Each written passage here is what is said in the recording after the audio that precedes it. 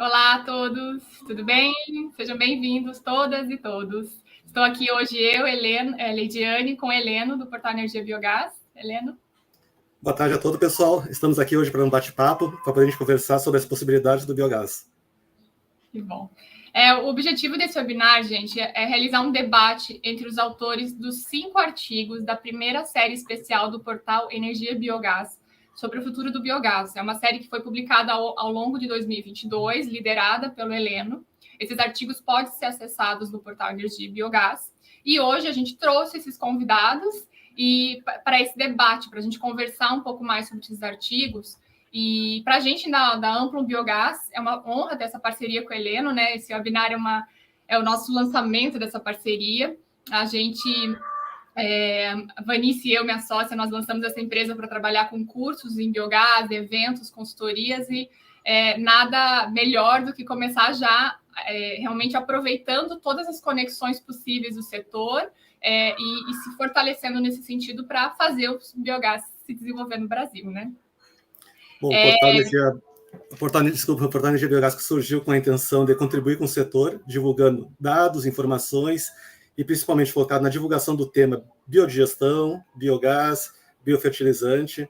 E um dos nossos focos é tornar esse conteúdo acessível, poder estar sempre debatendo e mostrando as oportunidades, quais são os desafios e os principais gargalos que precisam ser solucionados para contribuir com a expansão de novos projetos no Brasil.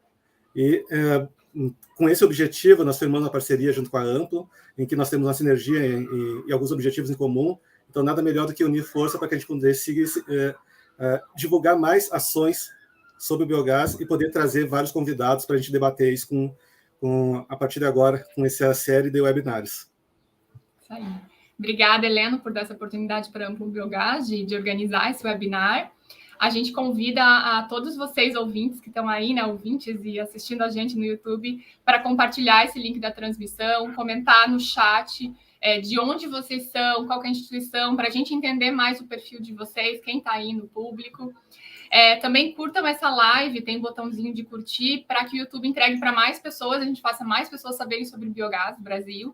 E também, para quem quiser acompanhar, é só se inscrever no canal da Amplum, vão ter outros webinários, porque esse é só o primeiro webinar da nossa parceria, né, Heleno? A gente pretende fazer vários outros. Temos vários temas que a gente estamos trabalhando para que a gente possa estar sempre com o biogás em pauta, para a gente poder mostrar as oportunidades na área de energias renováveis. Isso aí. Esse evento a gente planeja fechar ele em 1h30, ok? E a gente vai ter agora, está tendo essa abertura, teremos um espaço de debate e resposta às perguntas do público, de 80 minutos mais ou menos, e o encerramento de 5 minutos. Então agora eu vou chamar os nossos convidados, né, Heleno, para a gente realmente começar esse debate.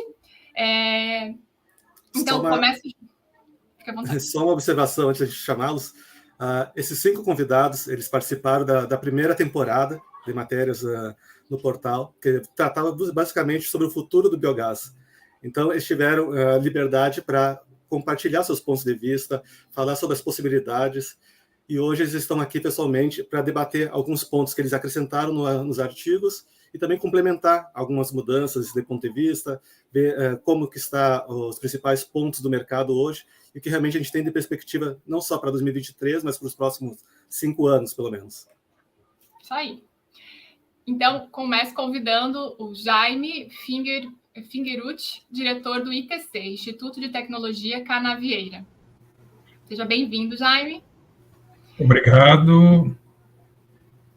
Até já. Logo eu vou chamar os outros e a gente começa o debate.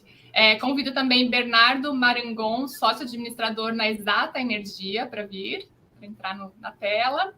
Em seguida, convido Ayrton Kunz, pesquisador sênior da Embrapa Suínos e Aves e orientador de mestrado e doutorado em programas da Universidade Federal da Fronteira Sul, UniOeste e Universidade Federal do Paraná. Seja bem-vindo, Ayrton. Obrigado, olá, Leidiane. Olá, Heleno, e a todos que nos assistem pelo YouTube. Olá, Ayrton, tudo bem? Convido, então, agora o Cícero Bley Júnior, CEO da Bley Energias, Estratégias e Soluções, e membro eleito do Conselho Fiscal da Abiogás, Associação de Biogás Brasileira de Biogás, da qual é cofundador. Seja bem-vindo, Cícero. Seja bem-vindo. Obrigado, boa tarde a todos, a todas, e também parabéns a vocês pela iniciativa de fazer esse esforço de comunicação. Obrigada pela participação.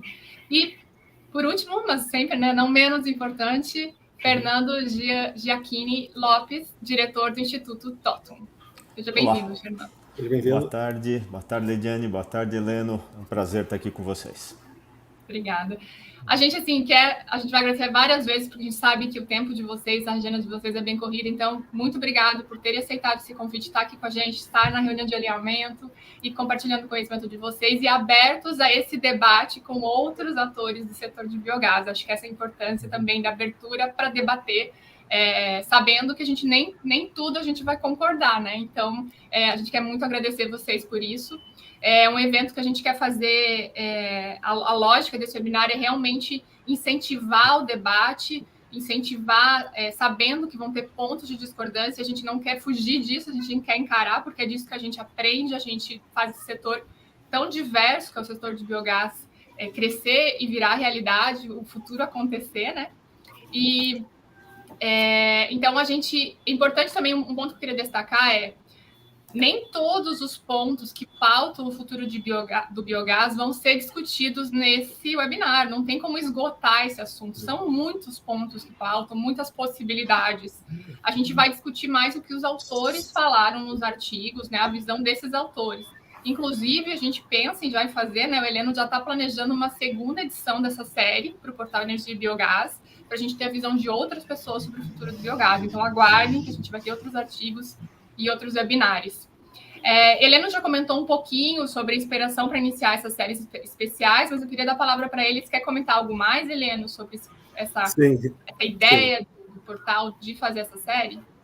Sim, um dos principais objetivos da série foi proporcionar um espaço para que vários pesquisadores, empresários, todo mundo que atua no mercado, pudesse compartilhar sua opinião, seus pontos de vista sobre as potencialidades do biogás para o mercado. Seja ele na produção de energia elétrica, seja ele na substituição de algum combustível fóssil, por exemplo, seja na produção de insumos para a agricultura, como um biofertilizante, entre outros subprodutos que podem ser aproveitados desse processo. E não apenas isso, mas também serviços ambientais que o biodigestor pode contribuir ao atacar basicamente a questão do impacto ambiental de resíduos, que é um passivo ambiental, e poder transformar isso em algo que gere receita, gere uma nova modalidade. E, apesar de muitas pessoas já conhecerem todas as características, fica sempre uma pergunta no ar: que modelo de negócio é adequado para cada escala de projeto? Quais são as características que contribuem para que essa ferramenta possa se tornar um novo segmento econômico dentro da agricultura, dentro do setor de saneamento? De que modo também a produção de biogás possa contribuir com a mitigação dos impactos do aquecimento ambiental, proporcionando também a questão de ativos ambientais, certificados de ativos ambientais. Então, tem uma série de características que muitas vezes a gente precisa conversar com profissionais de várias áreas, com atores que estão em diversos segmentos, para que a gente pudesse compreender melhor os pontos mais críticos para que contribuam para a expansão de novos projetos que vão de acordo com tornar a nossa matriz energética mais sustentável. Então, esse era um dos pontos que motivou a criar essa série para debater esses temas dentro do portal Energia e Biogás. E, a partir daí, enviamos vários convites e hoje nós temos o prazer dos primeiros convidados que aceitaram e contribuíram estarem aqui junto com nós para poder debater sobre esse tema. Eu agradeço a todos, Jaime, Bernardo, Ayrton, Cícero e Fernando, por terem aceitado participar dessa iniciativa.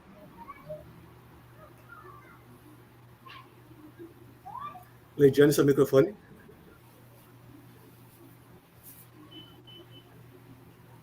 Ok, típico, né?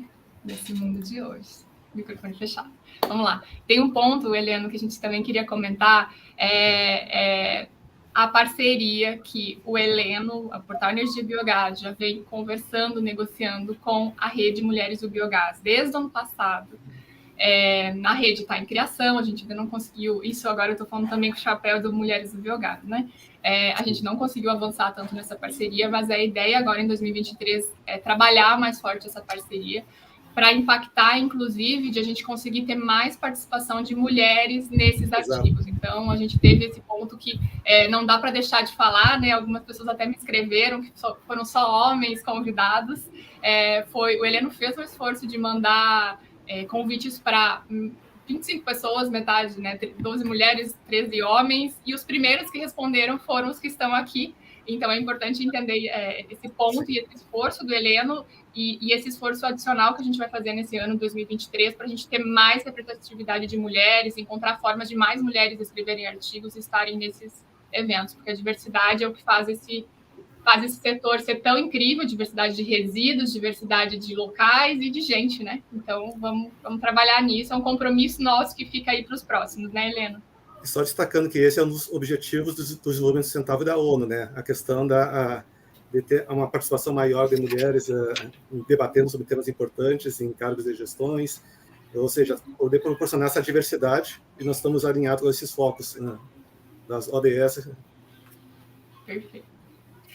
Gente, então vamos para realmente começar esse debate com nossos convidados. Eu só queria novamente convidar vocês, compartilhem o link, mandem para os seus colegas, vai ficar disponível depois no YouTube, e mandem as perguntas também no chat, tá bom? Eu vou tentar ir colocando os comentários de vocês, as perguntas no meio do debate, conforme for possível, então enviem, ok?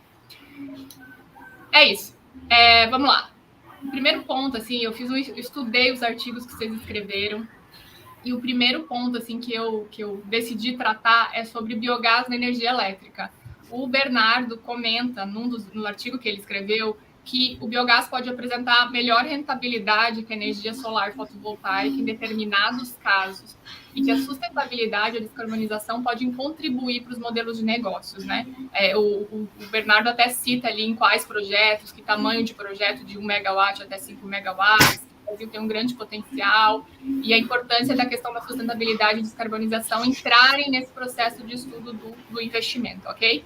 Bernardo, considerando isso, que atualmente a energia elétrica é a maior aplicação de biogás no Brasil, como que o biogás será nesse futuro que a gente fala, né? Como que vai ser impactado pelas mudanças no setor de energia elétrica que estão ocorrendo?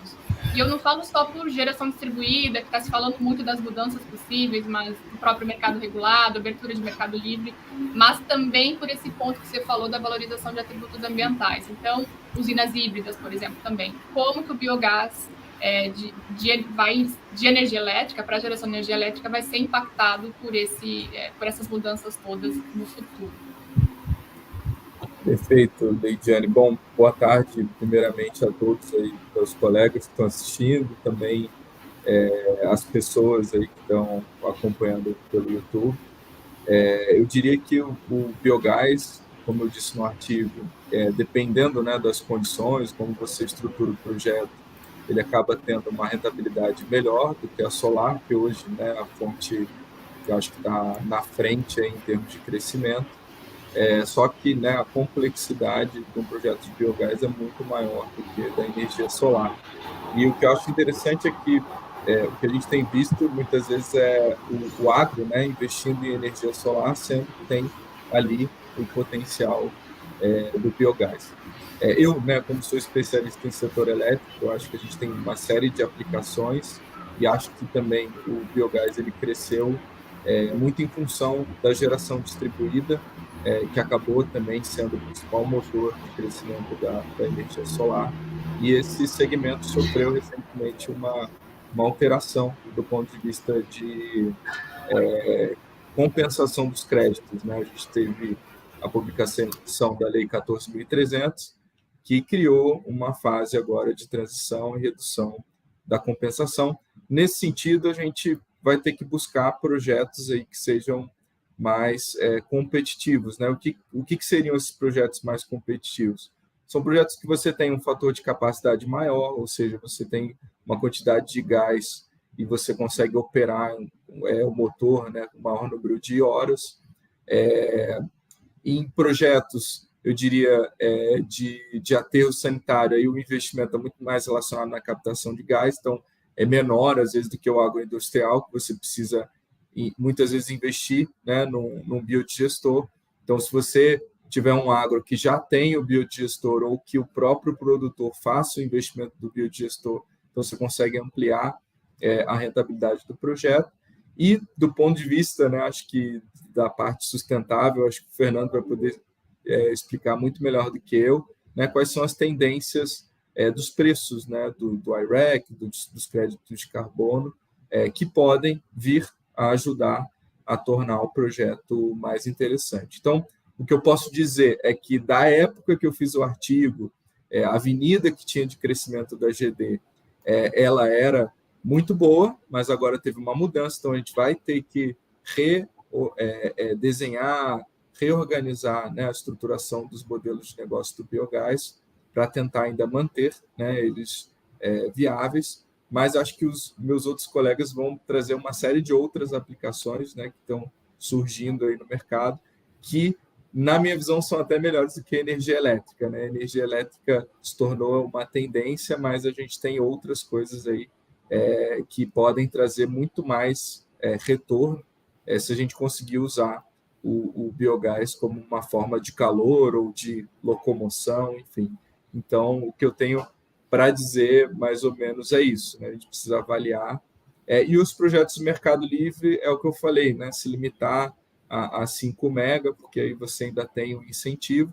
Só que hoje o Brasil, a gente está com a matriz energética com muito reservatório, os preços estão muito baixos de energia. Então, está sendo um desafio mesmo para solar emplacar em novos investimentos dentro desse segmento.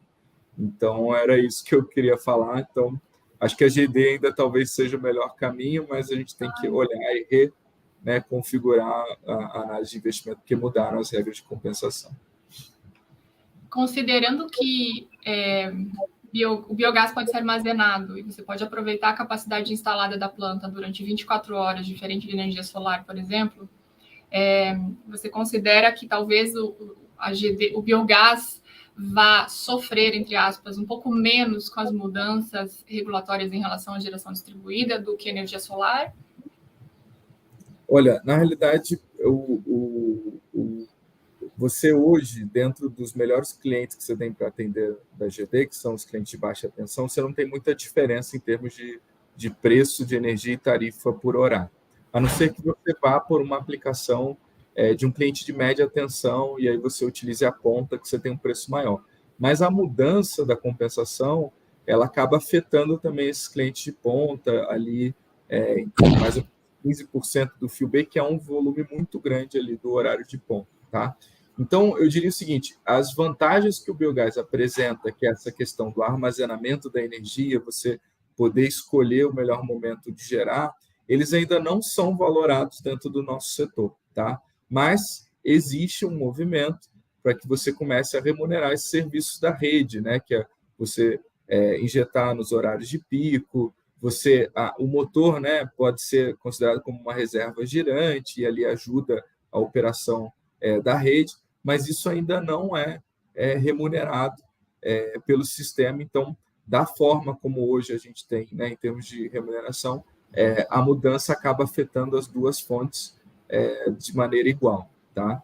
Então, a gente tem que esperar esses movimentos de armazenamento de energia, de potência. Isso está sendo muito discutido para tentar encontrar uma forma de trazer, né, dinheiro para essas fontes que são diferentes da solar, que acaba não tendo esse controle, ela acaba tendo que gerar naquele momento, ela sofre, né, quedas muito grandes, dependendo das condições meteorológicas. Então, o biogás ele tem vantagens como fonte, mas que ainda não são valorizadas pelo setor elétrico, mas o que eu vejo em termos de regulamentação é que a gente está caminhando para começar a valorizar essas atribuições que a fonte do biogás tem em relação a essas fontes intermitentes que também são renováveis, né? A solar e a eólica. Sim. Aí eu queria abrir essa pergunta para quem mais quiser falar sobre esse assunto, né? Seu Cícero. E eu queria deixar a pergunta assim, sendo assim, biogás, energia elétrica é o futuro do biogás também ou não? Eu acho que você matou isso aí, né? É também futuro do biogás, só que não é a única rota de futuro do biogás, como está hoje estruturado no Brasil inteiro. Acho que nós tivemos uma grande distração na condução das nossas das nossas instituições de priorizar a energia elétrica como uma rota preferencial para o biogás. O biogás, além de ser armazenável, como você falou, ele é versátil demais, a aplicação dele, muito mais do que qualquer outra fonte disponível, inclusive a própria hidráulica. Você tem que transformar em energia mecânica para poder ter energia mecânica lá na frente. O biogás é direta transformação. Então, você tem vários indicadores que o biogás realmente ele tem que ter um outro futuro que não só o de ser aplicável na energia elétrica. E digo mais, eu acho que tem aí um componente hoje muito claro da maior dificuldade do setor industrial brasileiro está sendo o acesso à lenha. E o biogás é uma das características do biogás é poder substituir a lenha com grande facilidade. Isso já foi feito há mais de 10 anos, lá em Paranavaí, no setor da mandioca, e agora está se repetindo. Eu queria dizer para vocês que existem empresas, grandes empresas, que hoje estão com um gabinete de crise instalada por não acesso à biomassa madeira, lenha e seus derivados. E o biogás é uma possibilidade enorme para isso. É um setor não regulamentado, tanto quanto a energia solar, que é um setor blindado praticamente. Convenhamos, pode ter gente com boas intenções, mas a maioria do setor elétrico não quer substituir as fontes convencionais, concentradas, etc., prefere desprezar as fontes mais distribuídas e outros atores, né, produzindo como geração distribuída, etc. Isso é clássico, né? E nós temos uma possibilidade muito grande de abrir essa perspectiva do biogás, colocando em outras aplicações para as quais ele funciona bem. Combustíveis substituindo os fósseis, lenha sendo substituída, etc.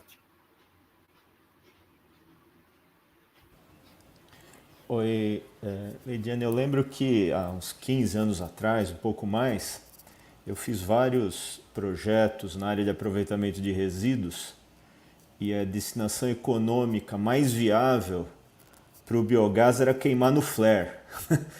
Então era... Por quê? Porque não existia o dispositivo da GD há um tempo atrás. Então a GD permitiu esse boom de geração de energia elétrica descentralizada por meio do biogás. Isso é muito bom.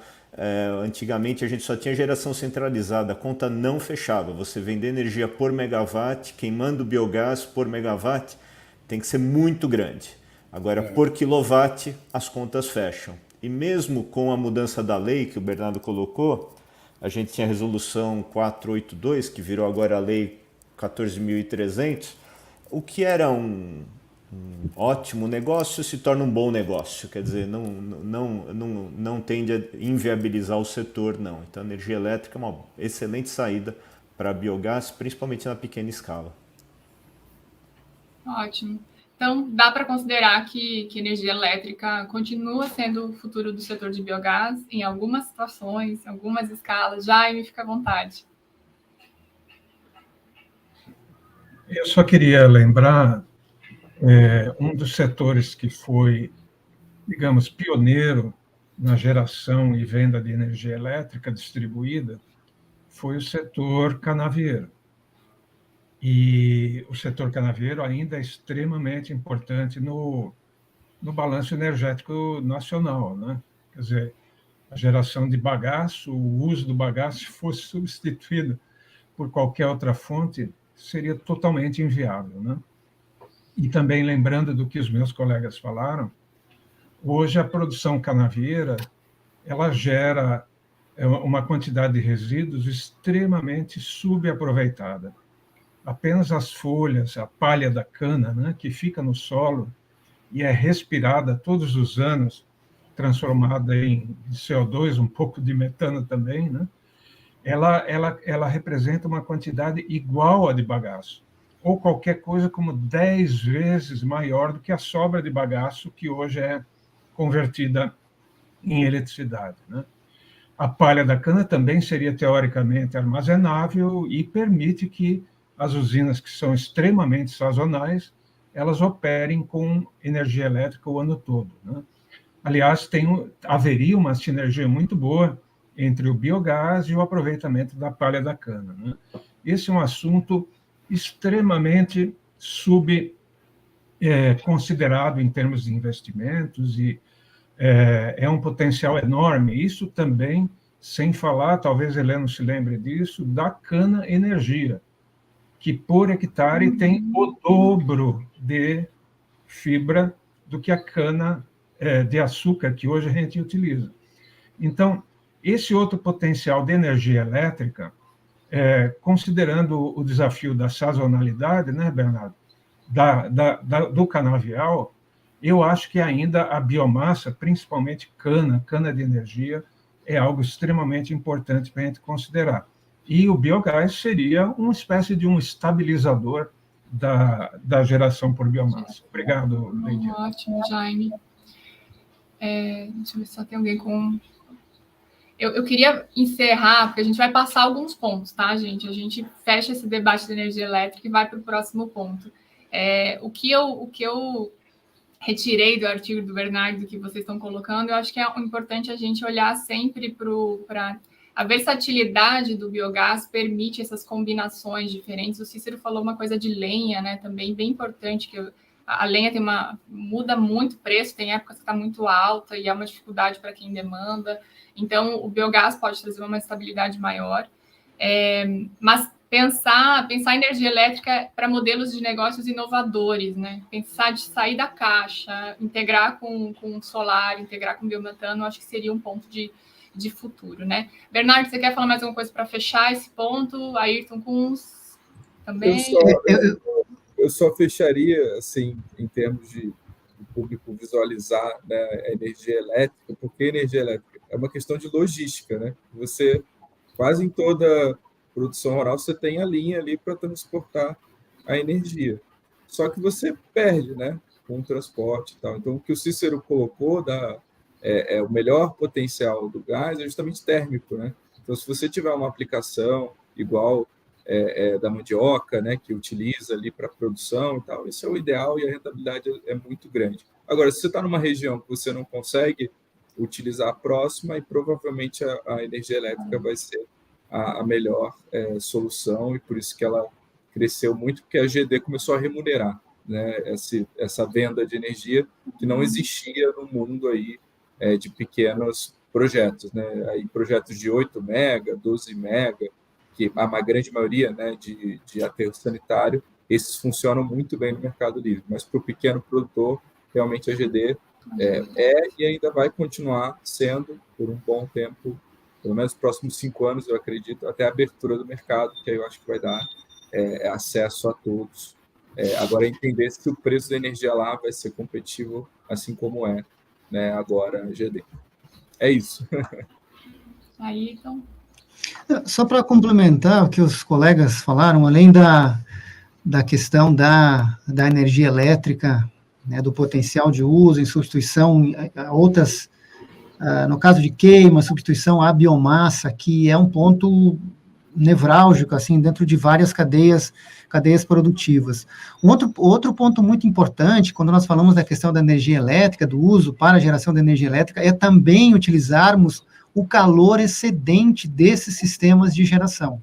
É algo que a gente observa hoje de uma maneira recorrente, esse calor sendo jogado fora, esse calor sendo desperdiçado, né? Calor é energia, vale dinheiro, então acho que é importante os processos produtivos, as cadeias que usam nesse arranjo, não só nesse arranjo, mas principalmente da energia elétrica, olharem com cuidado e com atenção, também com a possibilidade de utilizarmos o calor dentro dos processos produtivos.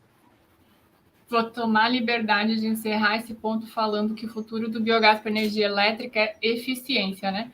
Eficiência, pensar modelos eficientes e processos eficientes no aproveitamento desse biogás. Sem dúvida. Vamos para o próximo ponto. Heleno, fica à vontade.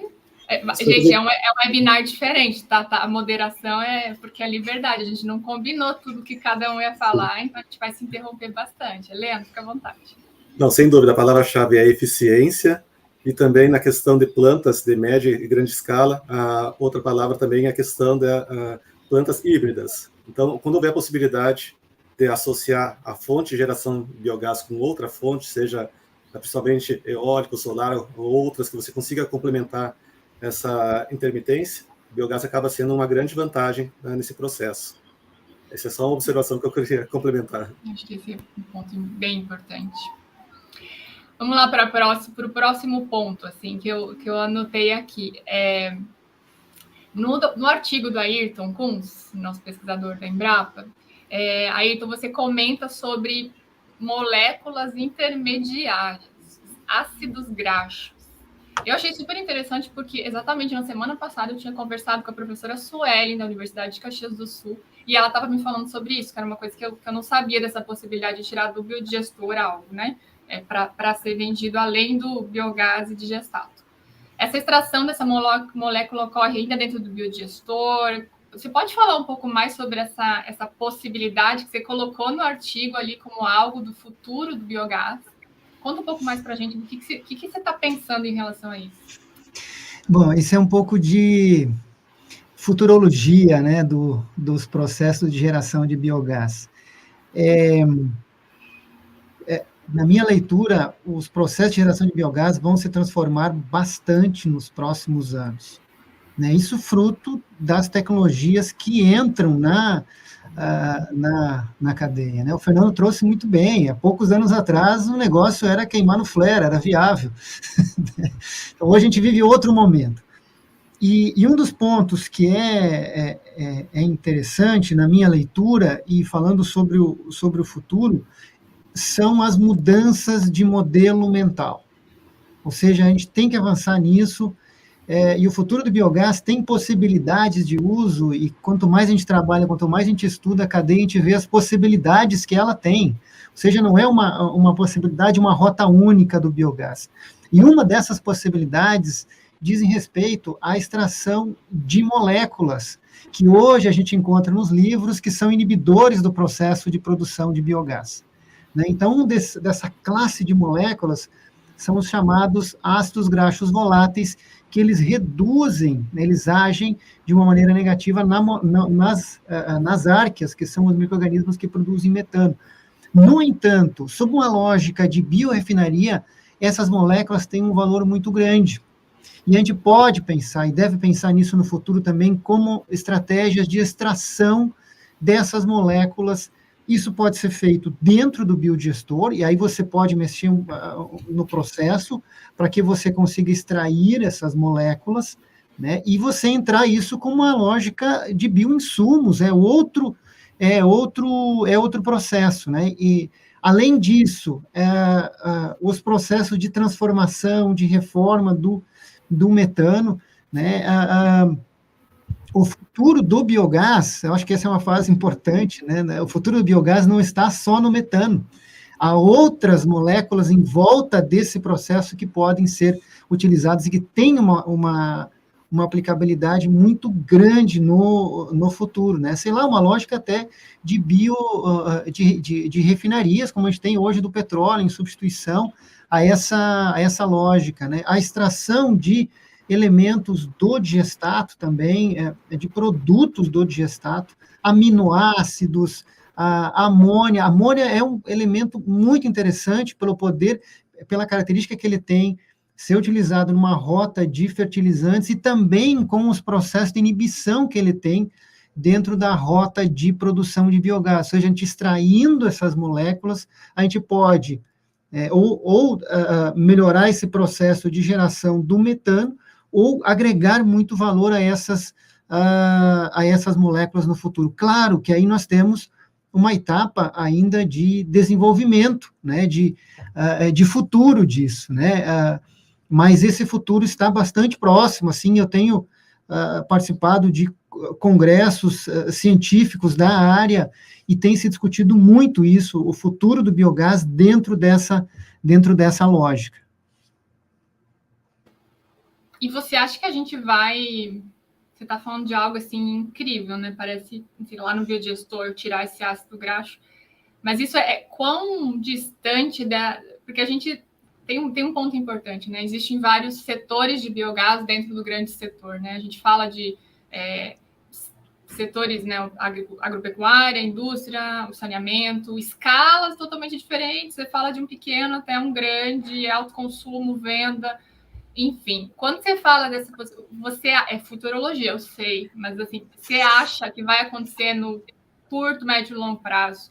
Vai ser só para grandes usinas, assim, as de cana? Você acha que... Entende? O quão próximo de nós é isso, sabe? Ou é aquela coisa distante que vai acontecer só na grande escala? Não, eu vejo que isso tem um espaço não só na grande escala, mas também na média escala de produção. E, obviamente, que isso não é aplicado para todos os substratos da digestão anaeróbia, né? Você tem substratos que têm uma predileção maior a essas rotas, que têm a possibilidade de extração dessas moléculas, ou seja, que se degradam muito rapidamente, elas podem ter mais interesse para isso, para essa rota. Ou seja, hoje, o que inibe alguns substratos, como, por exemplo, do setor da cadeia de leite, produzem muito gás, mas eles rapidamente inibem os processos. Então, a gente pode começar a atacar nesse processo, né? Então, isso, obviamente, tem um desafio, né, tecnológico para isso, mas isso está caminhando a passos largos para que isso possa entrar dentro da nossa cadeia. Uma das tecnologias que estão barateando muitos custos nos últimos anos são as tecnologias envolvendo membranas. Elas são muito interessantes para isso e têm uma aplicabilidade muito grande nisso, né? Hoje ainda as membranas são caras, mas elas têm crescido e se popularizado muito rapidamente em função da demanda hídrica, ou seja, em processos de recuperação, de reuso de água, as tecnologias de membrana têm encontrado rapidamente esse mercado.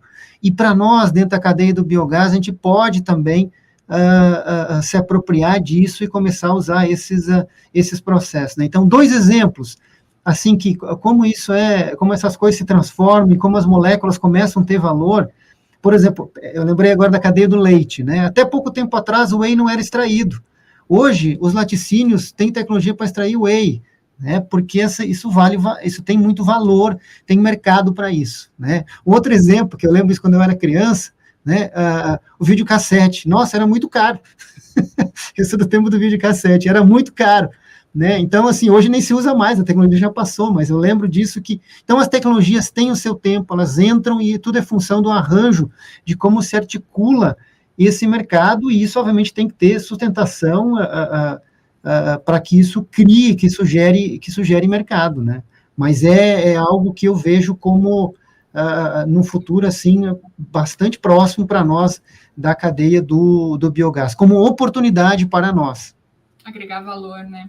E aí eu vou, antes de abrir para os outros convidados falar do tema, eu já quero emendar a próxima pergunta para direcionar para o Jaime, e aí a gente discutir esse tema de biorefinaria de uma forma um pouco mais ampla, ok? Emendando nisso que o Ayrton colocou. Então, a evolução da planta de biogás no caminho da digestão anaeróbia, ou seja, a gente está falando, Ayrton, dessa evolução da planta não só do uso do biogás, mas a gente começar a falar da planta de biogás, do uso do digestato, que a gente já fala bastante, não que a gente tenha resolvido, mas a gente fala, e do próprio processo do biodigestão num reator, olhar como um reator, né? Então, como na reforma de também metano para hidrogênio, que a Ayrton também citou no artigo, a Ayrton fala do metano como precursor e agente alimentador da cadeia de hidrogênio, sendo gerado por uma matriz não fóssil. Ou seja, a gente precisa olhar para todo esse processo para ver as oportunidades para o futuro, né? Então, Jaime, direcionando essa pergunta para ti, porque você escreveu bastante de biorrefineria no artigo, e aí depois eu abro para todos. Eu sei que o Fernando já quer fazer uma pergunta também de hidrogênio. Como que você vê esses temas no conceito de biorefinaria, né? Biorefinaria é uma refinaria de uma matéria-prima biológica, né? Que você citou no artigo. E é o biogás no caminho para hidrogênio, para combustíveis de aviação, para o que mais, assim? E o que você já vê acontecendo no setor de cana que te indica que realmente isso é futuro? E que prazo é isso, mais ou menos? Excelente, Leidiane. Excelente. Bom, na verdade, a usina atual, a usina processadora de cana, ela já é uma biorefinaria. E é uma biorefinaria extremamente eficiente, né? De fato, quando a gente começa a discutir outras moléculas, além do próprio, no meu caso, né, etanol, açúcar, eletricidade, bioeletricidade e alguns outros poucos subprodutos, o próprio bagaço, né, ou levedura, o que está em discussão, Leide, é um desafio muito grande, né? Esse desafio se chama o aumento de escala, né? Quando a gente fala numa biorefinaria, a gente imediatamente pensa na refinaria de petróleo, que é um mega, hiper, enorme monstro econômico, né? O aumento de escala do petróleo é uma coisa gigantesca, né? E extremamente bem sucedido, tanto assim que a gente vê, por exemplo, plástico de petróleo em tudo que é lugar. O custo do plástico tende a zero, justamente pela gigantesca escala, né? Então, na biorefinaria, seja anexa a uma unidade de processamento de cana, seja anexa apenas a uma unidade de processamento de resíduos por biodigestão, ela tem esse desafio enorme, que é o desafio da escala. A escala, ela aumenta em função ou por causa da famosa curva de aprendizado, né? É aprender fazendo. Eu tive a sorte de começar a trabalhar no setor de canavieiro muito tempo atrás, né? Em 79, alguns poucos anos depois do início do Proálcool. E eu vi essa curva de aprendizado em funcionamento, né? Quer dizer, as usinas hoje, elas são 20, 30 vezes maiores do que as que a gente tinha lá nos anos 70, né? A produção de álcool, por exemplo, o custo em dólares reais, ele baixou 3 vezes, 300%, né? Isso tudo graças a essa famosa curva de aprendizado. Então, se eu falar numa biorefinaria que pretende fazer commodities competitivas com o petróleo, isso não vai funcionar. Não vai funcionar. Como o Ayrton estava falando, ou a gente tem talvez algumas especialidades, não é? Ou a gente teria que ter algo como houve no Proálcool, que permitiu essa curva de aprendizado funcionar, né? A gente teve, durante 10, 15 anos, políticas públicas extremamente bem-sucedidas que permitiram o Brasil ser o maior substituidor de gasolina do mundo, A gente substitui hoje quase 50% da gasolina por etanol. Então, na biorefinaria, seja, como eu disse, uma plataforma de químicos com uma molécula de carbono, que seria a plataforma C1, né, a partir do metano ou do CO2 da biodigestão, nosso desafio é o desafio da curva de aprendizado, do aumento de escala, que seja unidades maiores em tamanho ou a replicação extremamente grande de unidades menores. Quer dizer, ou a gente ganha no uso de unidades menores em grande quantidade, eu quero dizer assim, você ter um pequeno sitiante querendo fazer uma molécula como, sei lá, ácido propiônico, não vai funcionar. Mas se todos, estou exagerando, né? Todos os fabricantes de porco decidirem fazer ácido propiônico, mesmo que seja em escala local, atendendo mercados locais, atendendo aumentos de consumo, porque esse é o conceito da curva de aprendizado. O consumo aumenta cada vez que dobra a produção, o custo de produção cai e o produto se torna mais competitivo. Eu falo demais, desculpa, mas a gente pode voltar a esse assunto quando vocês quiserem. O desafio é enorme, mas existe essa possibilidade. A gente precisaria ter, como teve o RenovaBio, né?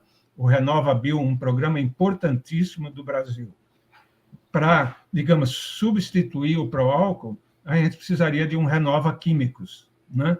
Que tivesse a mesma ideia de favorecer a rota biológica, né?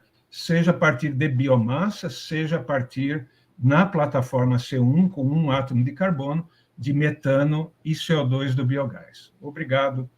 Eu estou à disposição para debater. Fernando, você quer fazer a tua pergunta agora?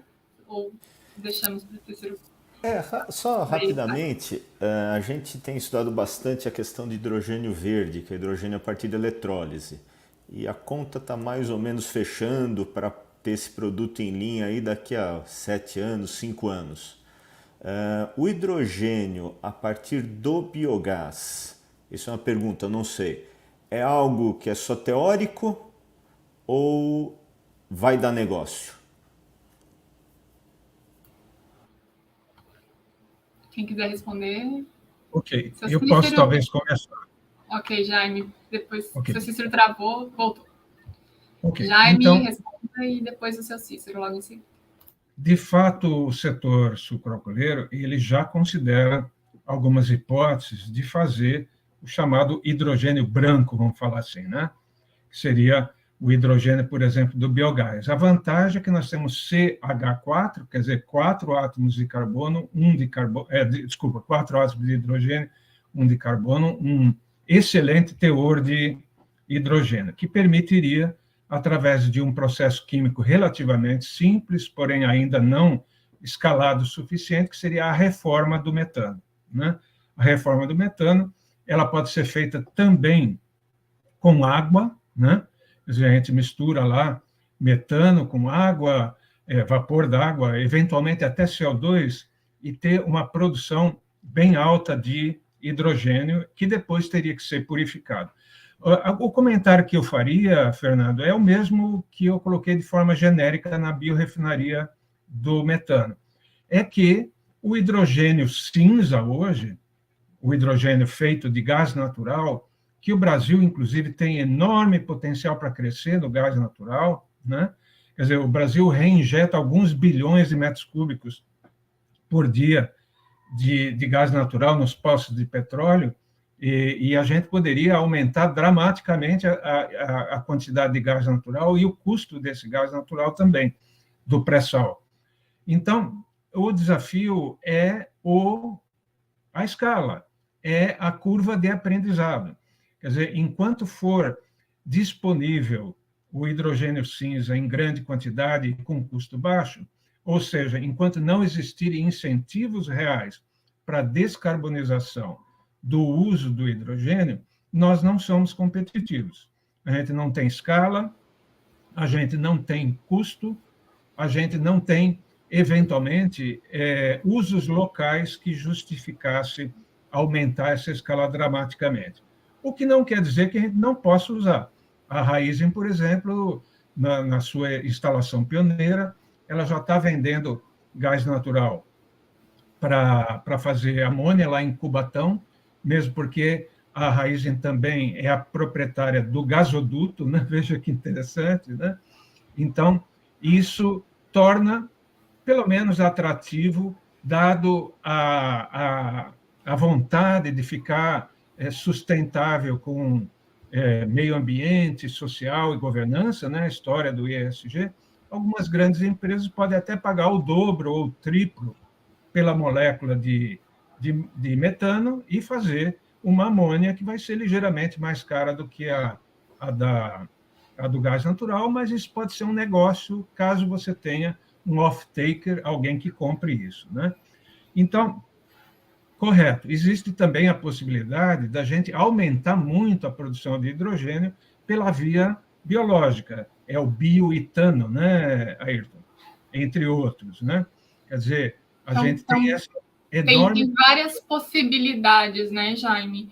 Mas, assim, então, atualmente a gente já tem um projeto que vai vender hidrogênio verde de biometano para produção de combustíveis, né? Esse de Cubatão. Para a né? produção, primeiro, de amônia. Desculpa, né? Primeiro de amônia, que passa pelo hidrogênio e reage com o nitrogênio do ar, fazendo amônia. Isso já é realidade.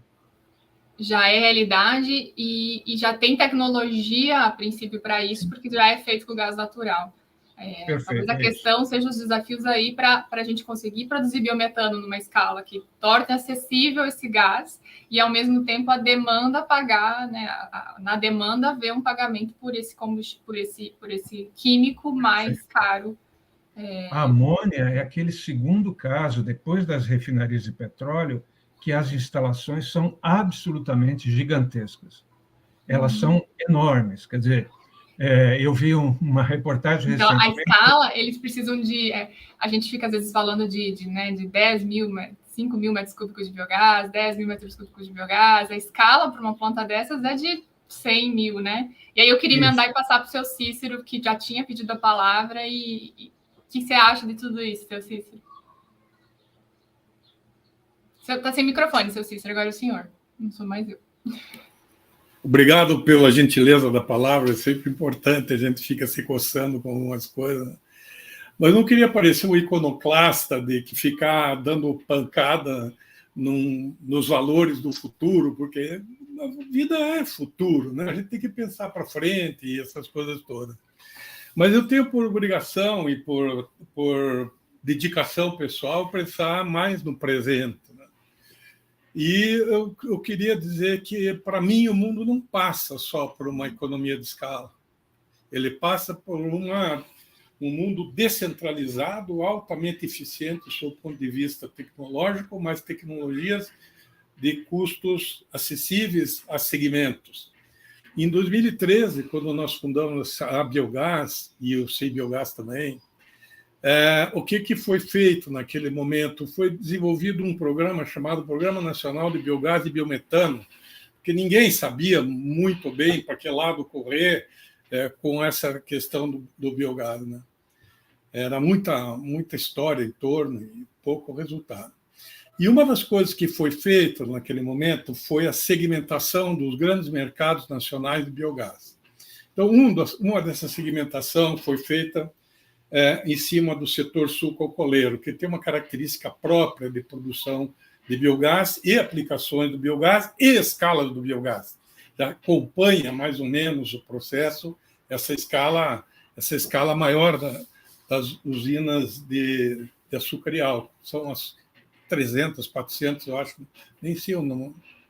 O segundo segmento foi o segmento da proteína animal. Esse segmento é totalmente descentralizado na produção animal e altamente concentrado no beneficiamento da produção animal, ou seja, na conversão efetiva da proteína. E o último segmento, o segmento de saneamento básico, lixo e esgoto, que tem sua dinâmica própria também, ainda bastante voltada para a escala, porque tem toda uma conexão com a realidade. Mas o que hoje nós estamos vendo é um grande comprometimento do setor de produção de proteína animal, que não absorve altas tecnologias, principalmente na área de produção animal, nessa descentralização absurda de produtores. E aí eu acho que a gente tem que tomar um pouco de cuidado ao ser porta-voz da grande escala a qualquer custo. Não vai ser grande escala a qualquer custo. A escala vai subindo de acordo até com a estrutura econômica de cada produtor, mas necessariamente continuará descentralizada, continuará sendo objeto de dedicação extrema daqueles que estão produzindo essa proteína. E uma coisa que eu queria colocar para o grupo, para quem está nos assistindo, para registro desse processo, é que esse ano passado nós tivemos um eloquente formador de metadados em cima dessa questão da proteína animal, que foi um programa, talvez um dos programas mais bem-sucedidos até hoje, elaborados aí para, vamos dizer assim, alavancar esse processo, que é o Renova Paraná, que é um programa de financiamento do governo do estado do Paraná. Até o Erlon Almeida, colega nosso aí, antigo, fez uma gestão muito importante e muito bem feita desse processo. E o resultado final, em dezembro, foi escandaloso. R$1 bilhão aplicado em projetos de energias renováveis. 1 bi. E desse 1 bi, 5.600 projetos, e desses 5.600, menos de 30 projetos foram de biogás. Então, mostra de uma forma sem achismo, de uma forma sem viés político, de uma forma sem qualquer consideração possível de inutilidade, esse metadado está berrando nas nossas caras. E não é uma coisa desprezível você mudar, porque se tinha dinheiro, até R$1,5 milhão disponível, tinha prazo, 10 anos de prazo para pagar, tinha carência, 2 anos de carência para pagar, e tinha juros subsidiados pelo Estado, ou seja, o dinheiro dado praticamente. Era só uma questão de aplicação e depois escolher a coisa acontecer. Explodiu em termos de energia solar, explodiu, não tem a menor dúvida disso, todo mundo está vendo essa explosão e vendo o biogás muito mais complexo, evidentemente, um biogás que exige biologia, que a energia solar não exige, essas coisas todas, mas realmente tem um componente de grande dificuldade, pois está colecionando erros sucessivos, erros em cima de erros.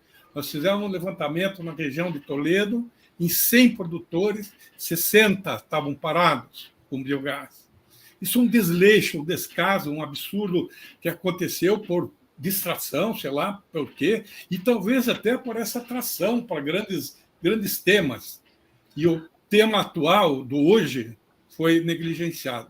E eu queria dizer para o Jaime claramente o seguinte: nesse setor de proteína animal, quando você tem a produção do biogás combustível, você não está esperando substituir o diesel da BR-277, da BR-101, da BR-116. Você está focando na substituição do diesel nas rotas dedicadas, que são da produção desse processo. É a rota da distribuição da ração, é a rota da coleta do leite. Na coleta do leite, hoje, 60% do custo é diesel, e olha no supermercado o que está dando em termos de preço. E no produtor cai 3 centavos por mês o processo. Por quê? Porque a incidência, o peso do diesel na coleta, simplesmente uma ida e volta na fazenda do cara. Seu Cícero, deixa eu tentar voltar um pouco, assim, voltar. O senhor está desenvolvendo a ideia e eu queria insistir, então. A sua opinião é: hidrogênio é futuro, mas não todo o futuro.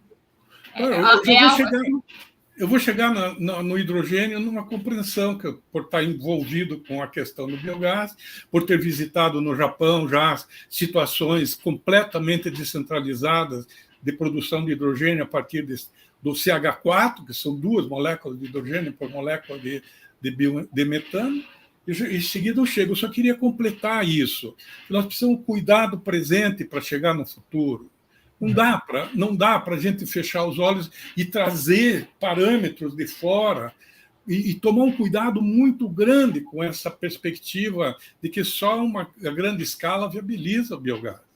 Eu tenho uma patente industrial registrada em colaboração com a RBR de Londrina de biometano. Estamos trabalhando com prova de conceito primeiro, cautelosamente, para não sair, sabe, causando sonhos e não conseguir cumprir. Vemos uma absurda limitação das tecnologias de peneiras moleculares, porque o biogás desse setor, um biogás que vem carregado de H2S, e o H2S dificulta a passagem na peneira. Então, são coisas que a gente precisa centrar novamente. E, então, uma proposta que a Biogás está fazendo nessa gestão, 10 anos depois, foi recuperar essa segmentação e fazer um tratamento específico ao segmento da proteína animal, que tem uma característica muito própria, não consegue trazer nem ensinamento do totais do setor de cana, porque é muito mais descentralizada, e nem do setor de saneamento básico. Precisa descobrir modelos próprios, de escalas próprias de projetos. Então, essa é a minha participação. E claro que eu acredito no hidrogênio, por ser o metano portador mesmo do hidrogênio. Nas curvas dos trabalhos do Robert Hefner III, que é um pesquisador inglês, ele coloca claramente o metano ali. Se nós não entendemos o metano, nós não chegamos no hidrogênio. E eu participei na Itaipu, você participou também, Leidiane, da discussão tremenda que tivemos lá dentro, interna corporis, sobre a questão do hidrogênio vindo da água, H2O, com o vindo do hidrogênio, CH4. Então, nós fizemos todo o esforço possível para poder caracterizar a possibilidade do hidrogênio, mas dentro dessa característica. Né? Então, é isso aí que eu queria falar, só prestar atenção no presente. E até é tão importante colocar no chat, algumas pessoas colocaram de muito coerente essa fala. Eu acho que essa conclusão que o Cícero faz, né, que o hidrogênio é o futuro realmente, né? Mas que a gente precisa ter esse presente, né? Como garantir que o biogás vai seguir essa rota e vai se posicionar nesse processo. E aí é todas as escalas, né? Alguém gostaria de colocar mais algum comentário sobre Só uma coisinha para complementar. Se você considerar os resultados do Renova Paraná, você vai ver que a sociedade está abdicando do biogás. Portanto, se me perguntar hoje se o setor do segmento proteína animal chegará um dia ao hidrogênio, do jeito que está rejeitando o biogás hoje, não chegará. Tá bom, chegará por outras rotas, mas talvez não pelo biogás. Jaime, você tem direito de resposta? Não, de jeito nenhum. Eu entendo perfeitamente o que o Cícero está dizendo. O meu foco, Cícero, e você conhece bem isso, é quase meu xará, Cícero Jaime, né? É que políticas públicas são importantíssimas. Por exemplo, você falou em substituição do diesel. Se o diesel, numa canetada, decide ser subsidiado, aumentando as emissões em tudo que é lugar, coitadinho do biogás, não é? Quer dizer, então, esse é o meu ponto. Quer dizer, quando eu falo de escala, não quer dizer que a escala tem que ser monstruosa por unidade, mas o número de unidades tem que ser muito grande. De tal forma que, se alguém usa diesel, esse diesel não é incorreta e imoralmente subsidiado, o nosso metano tem possibilidade, porque nós vamos usar algo extremamente eficiente, extremamente automatizado, até o consumo vai ficar automatizado também, né? Eu estou exagerando um pouco. Mas eu não sou absolutamente contra essa segmentação, nem a possibilidade de pequenas instalações serem viáveis. Apenas, meu ponto é que escala é muito importante, né? É só isso. Vamos para frente, que eu acho que o Fernando não falou ainda, né? O Fernando já falou, mas agora eu vou para o digestato. Depois a gente chega no assunto do Fernando, que é mais dos atributos ambientais. Na parte final do debate, a gente tem bastante comentários acontecendo, perguntas, eu vou tentar encaixar tudo isso, tá? Mas na parte final a gente vai falar um pouco sobre a importância de olhar o passado e o presente para falar de futuro. A gente volta nesses temas que o Cícero colocou, tem até uma pergunta do Luiz Gustavo que tem a ver, que eu vou puxar. Mas antes eu queria falar, e aí, se pudesse ser sucinto, porque a gente já está com 1 hora de webinar, digestato, né? Você fala no artigo sobre nutrientes presentes no digestato, apresentam concentrações variáveis, sobre a importância do valor atribuído ao digestato estar associado a essa concentração, e o avanço, né? Você conclui falando sobre o avanço das tecnologias de extração e recuperação de nutrientes. Então, assim, o Cícero também fala em digestato no artigo, da importância disso, né? Seu irmão líquido, né? Do irmão do biogás, uma plataforma de suprimento de produtos bioquímicos orgânicos de valor absolutamente alto. Então, Cícero, e depois passo para o Ayrton, eu me confundi aqui, mas por que, Cícero, você considera tão importante o uso do digestato para o futuro do biogás? Porque os dois são resultantes do mesmo processo. A mesma molécula, a mesma bactéria que ataca uma molécula orgânica produz os dois ao mesmo tempo.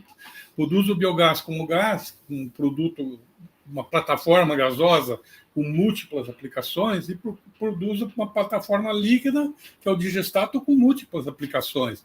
E até hoje o que nós fazemos é distribuir o digestato em bruto, sem nenhum controle sob o ponto de vista de qualidade, já dando indicadores em alguns lugares. Eu tive quinta-feira passada em um deles, onde já tem um nível de saturação do solo por conta do acúmulo, principalmente do fósforo, e aí se dá a questão, a necessidade de recuperar isso e colocar o digestato como algo capaz de dar sustentabilidade econômica e ambiental à biodigestão anaeróbica, não só o biogás.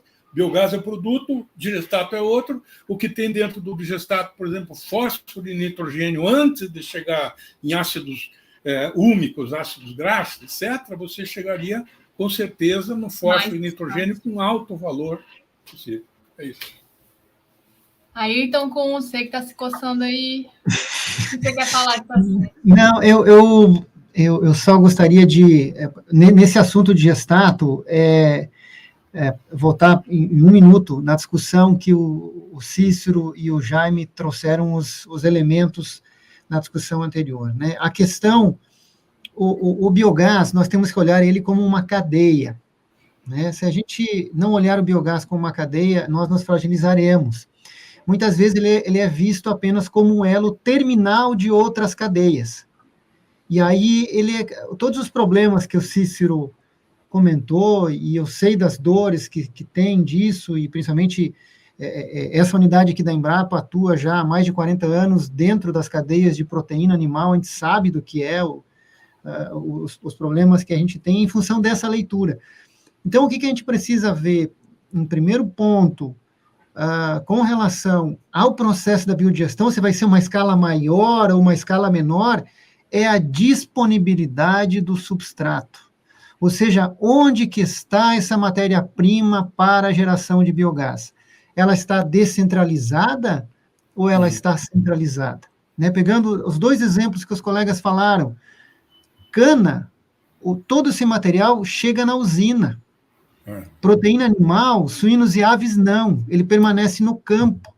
Então, é uma característica diferente e isso nos dá, cria a necessidade de pensarmos estratégias diferentes para só esses dois exemplos aqui. Então, logística é um ponto muito importante. E aí isso passa pelo processo de biodigestão, com diferentes rendimentos, com capacidade maior ou menor de geração de biogás, um digestato com característica que é diferente também em função daquele substrato que entrou lá no biodigestor. E aí a gente começa a olhar, então, o digestato sob a possibilidade de uso dele como biofertilizante, ou seja, uma economia circular, que é algo interessante de fazermos. E, sob o ponto de vista agronômico, o nitrogênio, o fósforo e o potássio, que está aí presente, é exatamente igual àquele que você encontra em qualquer agropecuária. Quimicamente, não há diferença entre esses íons, entre essas moléculas. O que diferencia é a sua concentração em função, uma vez mais, do substrato, do material que passou pelo biodigestor. Você pode ter mais ou menos na saída desse biodigestor. E muitas vezes nós temos desafios aí com relação à umidade que tem, né? O teor de umidade que nós temos, que, de novo, assim como o desafio de logística nos cria dificuldade para trazermos isso para uma planta, também para nós levarmos isso para o uso dele como fertilizante, né? Então, nós temos estratégias que estamos desenvolvendo no Brasil para recuperação, para extração, para concentração desses materiais, para que nós consigamos agregar mais valor a eles, sob o ponto de vista agronômico e também, de novo, sob a ótica de insumos, ou seja, nós utilizarmos e pensarmos nesses fertilizantes, como, por exemplo, o fósforo, como um fósforo de segunda geração. Né? A gente tem que começar a olhar, tem que começar a discutir e avançar nisso. E para fechar esse circuito, o que nos ajuda muito nos estudos de viabilidade são estudos de ACV, de avaliação de ciclo de vida. Né? Isso é a gente empacotar isso para presente, olhar como isso funciona, quais são os gargalos que você tem e onde que a gente pode avançar com relação a isso dentro do processo produtivo. Nós não podemos fragmentar, ou seja, olharmos só para o metano, olharmos só para o digestato, olharmos só para o biodigestor. Isso nós estaremos aí fadados ao insucesso. A gente tem que entender, esse processo todo é combinado, é um processo imbricado, uma fase depende da outra. E nós temos que entender todo esse processo para que nós consigamos ter sucesso. E, uma vez mais, há muitas oportunidades aí. Né? Então, por exemplo, no digestato, nós precisamos conversar com a cadeia de fertilizantes. O que essa cadeia pensa? Né? Como que eles veem a questão do uso dos fertilizantes? Então, há aí muitas oportunidades para isso. Né? Então, com diferentes rotas, diferentes processos que a gente pode utilizar e adaptar isso para o melhor uso. Ayrton, a gente até estava falando, antes de passar para quem mais quiser comentar, a gente está organizando, né, o fórum, a gente está trabalhando com as realizadoras do Fórum Sul-Brasileiro de Biogás e Biometano, aproveitando a gente está divulgando, né, de 18 a 20 de abril em Foz do Iguaçu. E um dos painéis que a gente está debatendo, né, Ayrton, que você está liderando, é exatamente sobre o digestato, nessa de entender mais quais são as demandas da indústria de fertilizante. Porque falar de digestato só aplicando na agricultura não é assim. Em algumas situações isso se aplica, tem bastante solo, uma região que, enfim, se aplica, sabendo que depois de um tempo vai acumular algum dos nutrientes. Mas, como o Adeildo Regiane comenta aqui no chat do YouTube, ele comenta assim, o digestato hoje não é o passivo do biogás. Em parques industriais existe até dificuldade em dar destino para ele, né, para o digestato. Qual que é a solução para o digestato? Então, quanto mais a gente fala de biogás em projetos de biogás, mais esse assunto de digestato está vindo, não é? Então, assim, falar de biogás, futuro de biogás, a gente vai ter que começar a falar mais de entender de fertilização, de fertilizantes, enfim, desse mundo. Eu acho que, só complementar isso, a pergunta dele é muito interessante. Não há um processo, uma tecnologia única para todos os digestatos. Né? De novo, o digestato é a função do substrato que nós temos no processo de digestão. Então, a gente tem que entender o que nós temos no substrato e qual é a rota tecnológica que você pode aplicar a ela, que eventualmente pode não seja nenhuma rota necessária, você tem área para aplicar, você tem condição de fazer o uso agrícola disso, faça, né? Não pense em outras rotas, muitas vezes não é economicamente viável você fazer isso.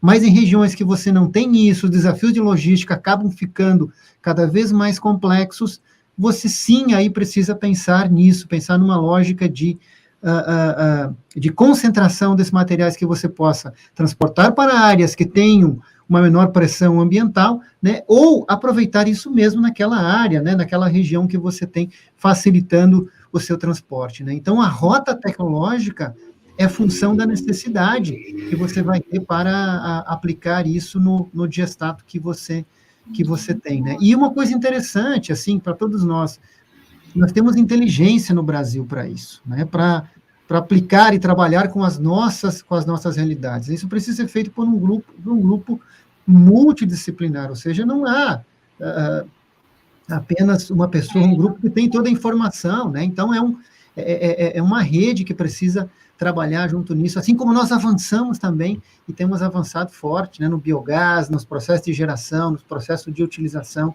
do metano e do biometano. Né? Então, oportunidades, essa é a mensagem, temos grandes oportunidades aí, como a Lidiane disse, a gente está levando esse tema para o fórum, que acontecerá agora de 18 a 20 de abril, na cidade de Foz do Iguaçu. A gente quer discutir esse tema com todos lá da cadeia do biogás, falando das oportunidades que a gente tem para isso. Como todo mundo fala bastante, eu não vou deixar ninguém falar mais sobre isso. Aí, se quiser comentar alguma coisa mais de digestato, fala no final, na mensagem final, porque a gente já está com 1h15 e eu preciso deixar o Fernando falar. Fernando, valorização de atributos ambientais. Né? Você no Instituto Totum trabalha com essa questão toda dos certificados, entende muito bem disso, das fronteiras, a gente já participou de eventos juntos. sobre a variedade de opções de forma, porque assim, no final das contas, quando a gente estava no BEP, a gente fez a avaliação do ciclo de vida ambiental dos projetos de biogás. Aí a gente apresentava para as plantas, enfim, mostrava tudo, e eles perguntavam, tá, mas como que eu, com muito cuidado, como eu ganho dinheiro com isso, né?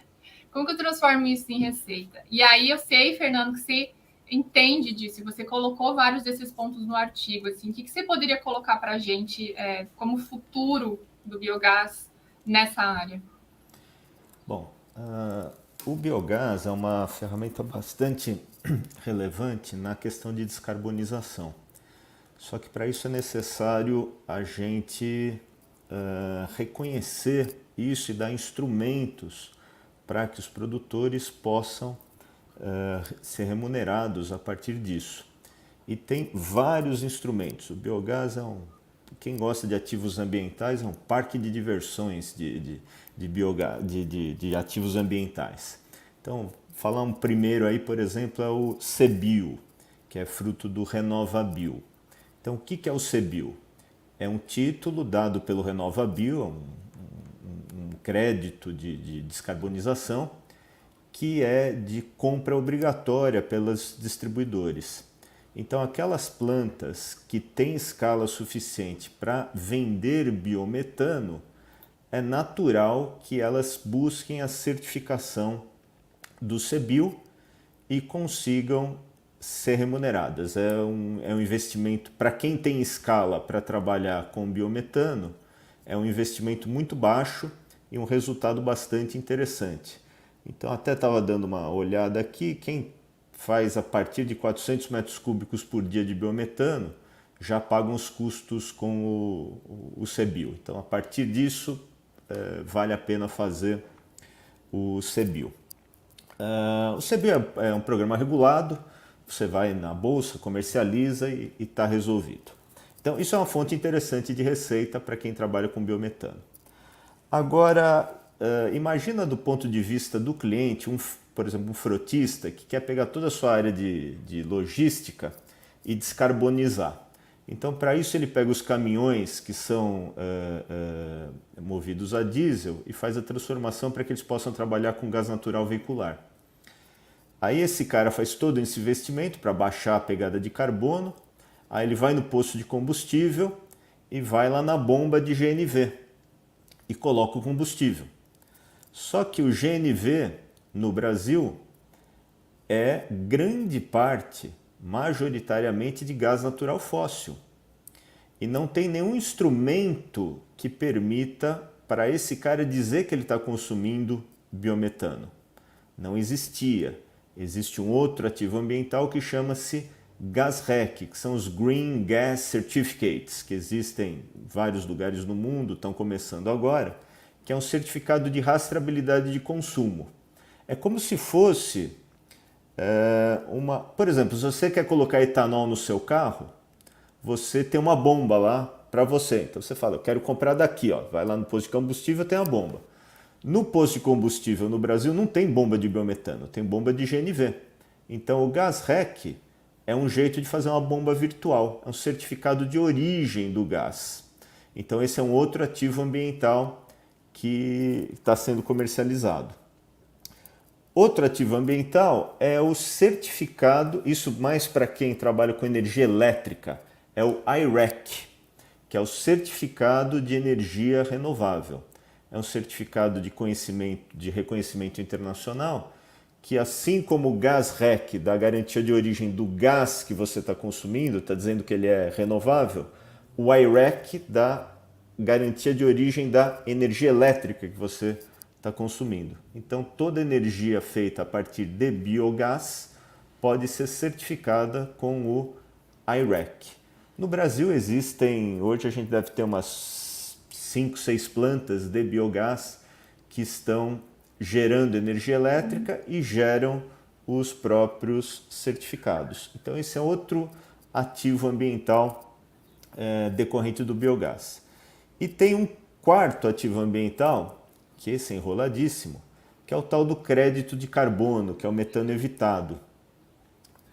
Fernando, eu vou aproveitar, vou colocar na tela a pergunta da Ana Beatriz, que aí você já responde também, tá? a Renata vai colocar, mas é exatamente nessa linha, pode continuar. Tá. Então, quando a gente fala de metano evitado,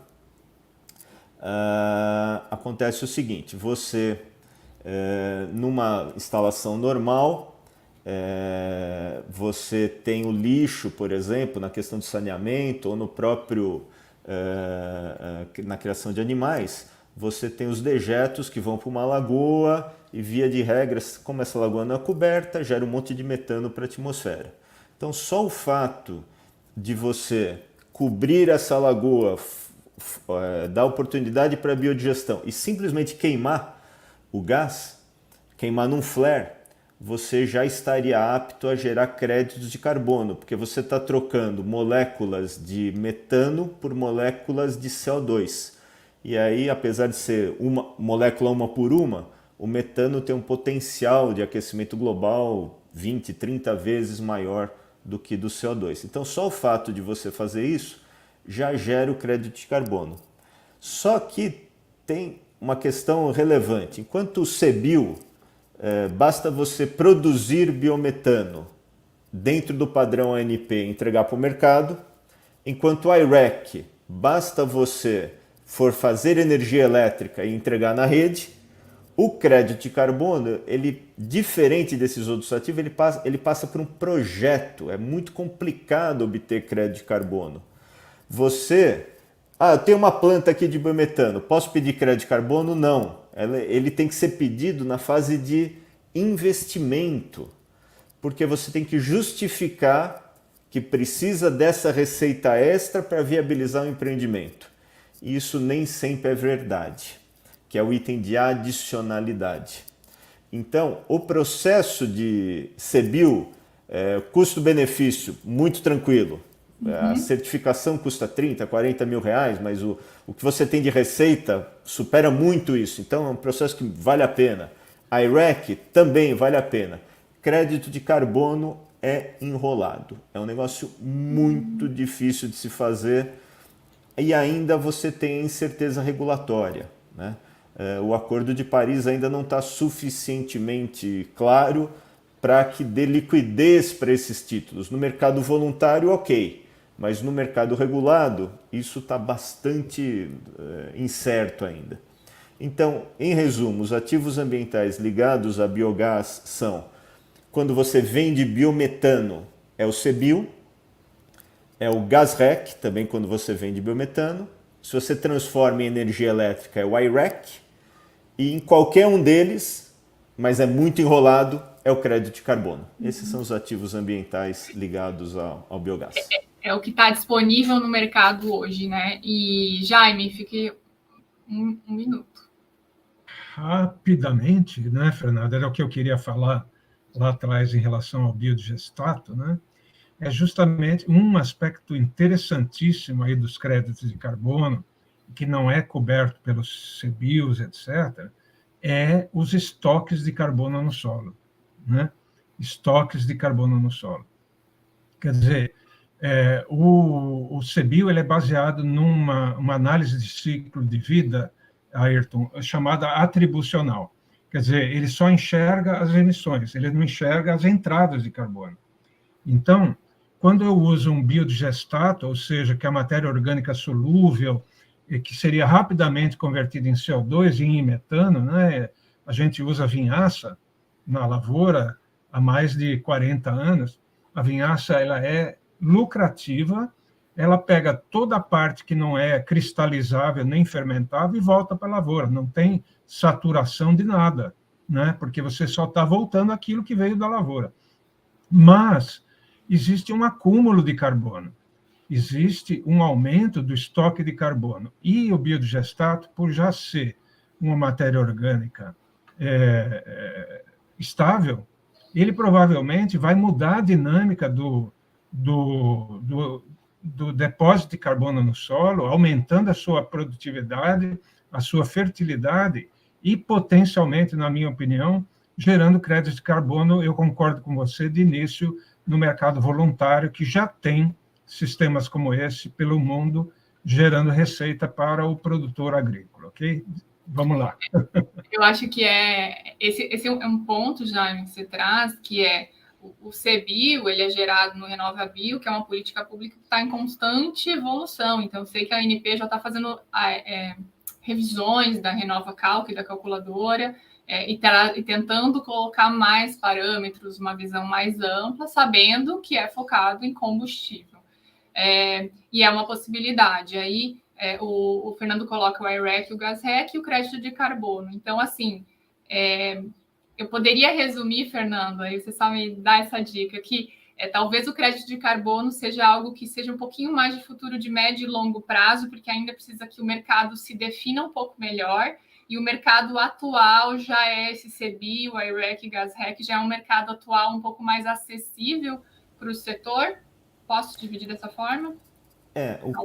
O que a gente pode dizer é o seguinte, negociações de CBio existem aos montes, então é tranquilo, é um ativo bastante resolvido, regulado dentro do Brasil, então isso aí não se discute.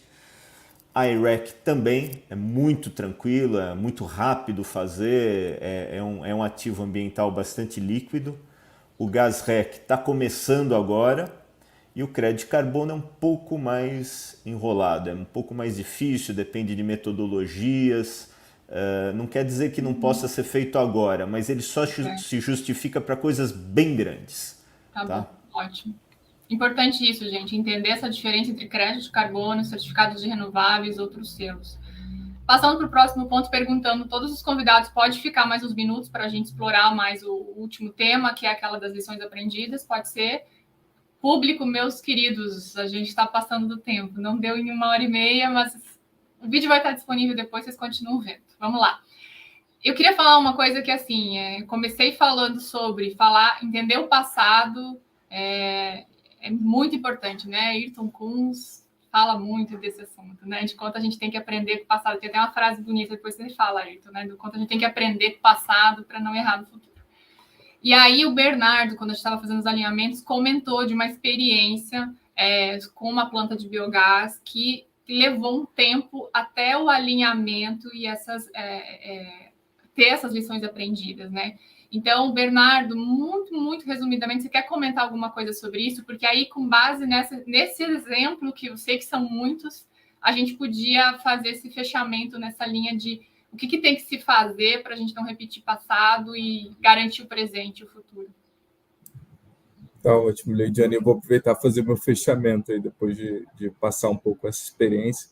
E muito na linha do Cícero, né, e falar do presente, além de consultor e também dono de comercializador de energia, a gente também investe em geração. Então, eu tenho 2 projetos de biogás, 75. Quando descobri, né, a tese do biogás, fiquei bastante apaixonado, além, né, do potencial de retorno que as planilhas mostravam, né? Mas aí, quando a gente vai para a realidade, e esse investimento ocorreu há 3 anos atrás, eu percebi que o mundo do biogás e o mercado ainda não estava maduro, né? Então, eu até me descobri um pioneiro nesse investimento desse projeto. São 2 projetos, um inclusive em Toledo, que já foi citado aqui, está operando, tá? Então eu não desisti de parar lá o meu biodigestor, mas a gente investiu tanto no biodigestor quanto no motor, tá? E são dentro de 2 produtores de suinocultura. Quais foram as dificuldades que eu percebi, né? Primeiro, poucos fornecedores, os projetos eram pequenos, 75 kW eu considero pequeno, tá?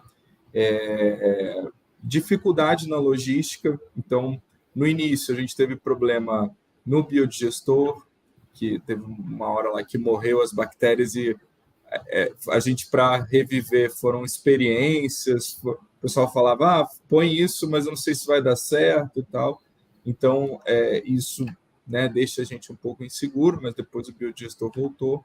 A operação do motor, aí, no caso de gerar energia, é bastante complexa, porque demanda muita manutenção, troca de óleo, o motor dá problema, aí você começa a ter problema dentro do motor, então tem que trocar bucha, enfim.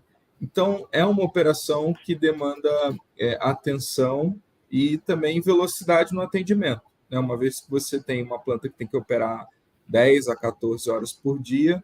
Se ela para, alguém tem que chegar logo lá para tentar resolver o problema. E aí os desafios foram, né, mão de obra, então a mão de obra não sabia resolver o problema, então demorava e tal. E aí pronto, né, aquela expectativa que a gente tinha na planilha em termos de geração, seja, né, de produção de biogás, seja de geração de energia elétrica, que aí depende do motor também, acabou não se materializando, tá? Então, o que aconteceu? A gente teve que trocar fornecedor, teve que mudar a forma também de remuneração dos produtores, para eles ficarem mais atentos, não só ao biodigestor, mas também ao motor. E aí, com isso, a gente foi melhorando o resultado. Eu diria que há 5 meses a planta melhorou a sua performance em mais ou menos 30%, mas ainda abaixo da nossa expectativa. E aí, nós, como investidores, né, que tínhamos um plano de investimento bastante... né, de multiplicar, a gente fez 2, depois queria fazer 4, depois 8, a gente acabou parando, né, de investir para ver como que evoluía e quais fornecedores tinham, né, realmente capacidade de atender a gente bem, de forma que a usina tivesse a performance adequada. E, na verdade, esse ano é um pouco definitivo para a gente em relação a esses investimentos. A usina está começando a operar melhor, só que aí mudou a regra da GD, então a gente, né, precisa reavaliar o investimento para ver se ainda faz sentido. Tá? Então, essa é um pouco a experiência que eu vivi dentro do biogás, mas ainda assim é algo que eu acho bastante interessante. Acho que vocês viram, né? Não é só queimar, gerar calor ou gerar energia elétrica, a gente também tem a parte do resíduo que pode ser aplicado para fertilizante. Mas eu acho que o mais importante aqui, tá? A gente falou, né, de hidrogênio, falou de energia, é o seguinte, você garantir uma demanda por alguma coisa a um preço que seja adequado para fazer jus ao retorno do investimento. Então, por exemplo, o hidrogênio. Por que a energia elétrica precisa do hidrogênio? Porque você não vai transformar solar em gás e queimar, né? O biodigestor, você já consegue fazer biometano, para que você vai fazer hidrogênio? Né? Para mim não faz sentido. É melhor você ir direto para queimar o biometano, inclusive a gente tem, né? GNL tem uma série de coisas. Então, às vezes a gente é vislumbrado por uma série de futurologias e aplicações, sendo que as aplicações, né, como o Cícero falou, estão presentes. Então, acho que o desafio aqui do grupo é a gente conversar com os potenciais demandadores, né? Então, a gente tem a demanda da GD por energia elétrica, uma aplicação. A gente ter uma mudança aí da mobilidade, né, por biometano, que é uma aplicação também super interessante. A questão dos fertilizantes. Se a gente não tiver alguém para comprar o fertilizante, não adianta nada a gente investir em mudanças e uma série de coisas. Então, acho que o desafio é justamente a gente garantir a demanda, que, né, a gente buscar o sucesso, né, do álcool foi ali a gente conseguir garantir, né, que as pessoas comprassem álcool para os seus veículos. Né? Então, acho que o desafio é esse aqui. Então, a Ayrton buscar quem vai comprar o fertilizante, né, antes de começar a ver as aplicações. Ele espera, né? O que se espera desse motivo? Isso tenha valor, né, para justificar o investimento. E eu, né, aqui me colocando como chapéu de investidor, não só de consultor, é isso que a gente vai olhar, né? Se a equação faz sentido. E a gente precisa, para isso, financiamento, precisa ter demanda e também fornecedores que consigam, né, entregar aquilo que prometeram. Era isso, pessoal, que eu queria falar. Obrigado. Obrigada, Bernardo. Acho que o ponto é, gente, garantir eficiência, operação e tem que investir em equipamento bom que dê retorno, o retorno esperado, né? Capacitar essa cadeia. Eu sei que tem gente querendo falar aí sobre esse assunto, né? Eu até tenho essa deixa, porque o Cícero no artigo, o seu Cícero, colocou a ponta, né, sobre os anos 70, as frustrações sucessivas encontradas por integradoras e integrados. Tem regiões do Brasil que a gente fala em biogás, as pessoas quase tocam a gente de casa, né?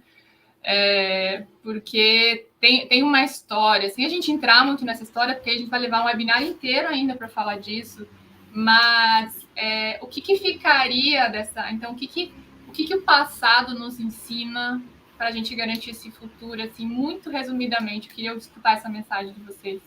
Seu Cícero, você quer falar? Eu estava ouvindo o Bernardo atentamente, e ele dizendo do arranjo, ainda focado em fornecedores competentes, em um outro modelo de fornecimento, que seria o EPCista, que seria um integrador de projeto de biogás. Hoje, o produtor de biogás ele é obrigado a compatibilizar o fornecedor do biodigestor com o fornecedor do motogerador, que não se falam e competem entre si, e explode no produtor, no investidor, a necessidade de fazer essa compatibilização, quando no setor de óleo e gás isso já está ultrapassado há séculos. A Petrobras, quando vai fazer uma refinaria, não é ela que contrata os fornecedores e acerta a construção, é um EPCista que vai lá fazer, ou mais, que vão lá fazer esse processo. Então, tem que acertar esse fornecimento de tecnologia. Agora, o que mais tem que acertar, na minha opinião, hoje, nesse momento, é a construção de mercados consumidores.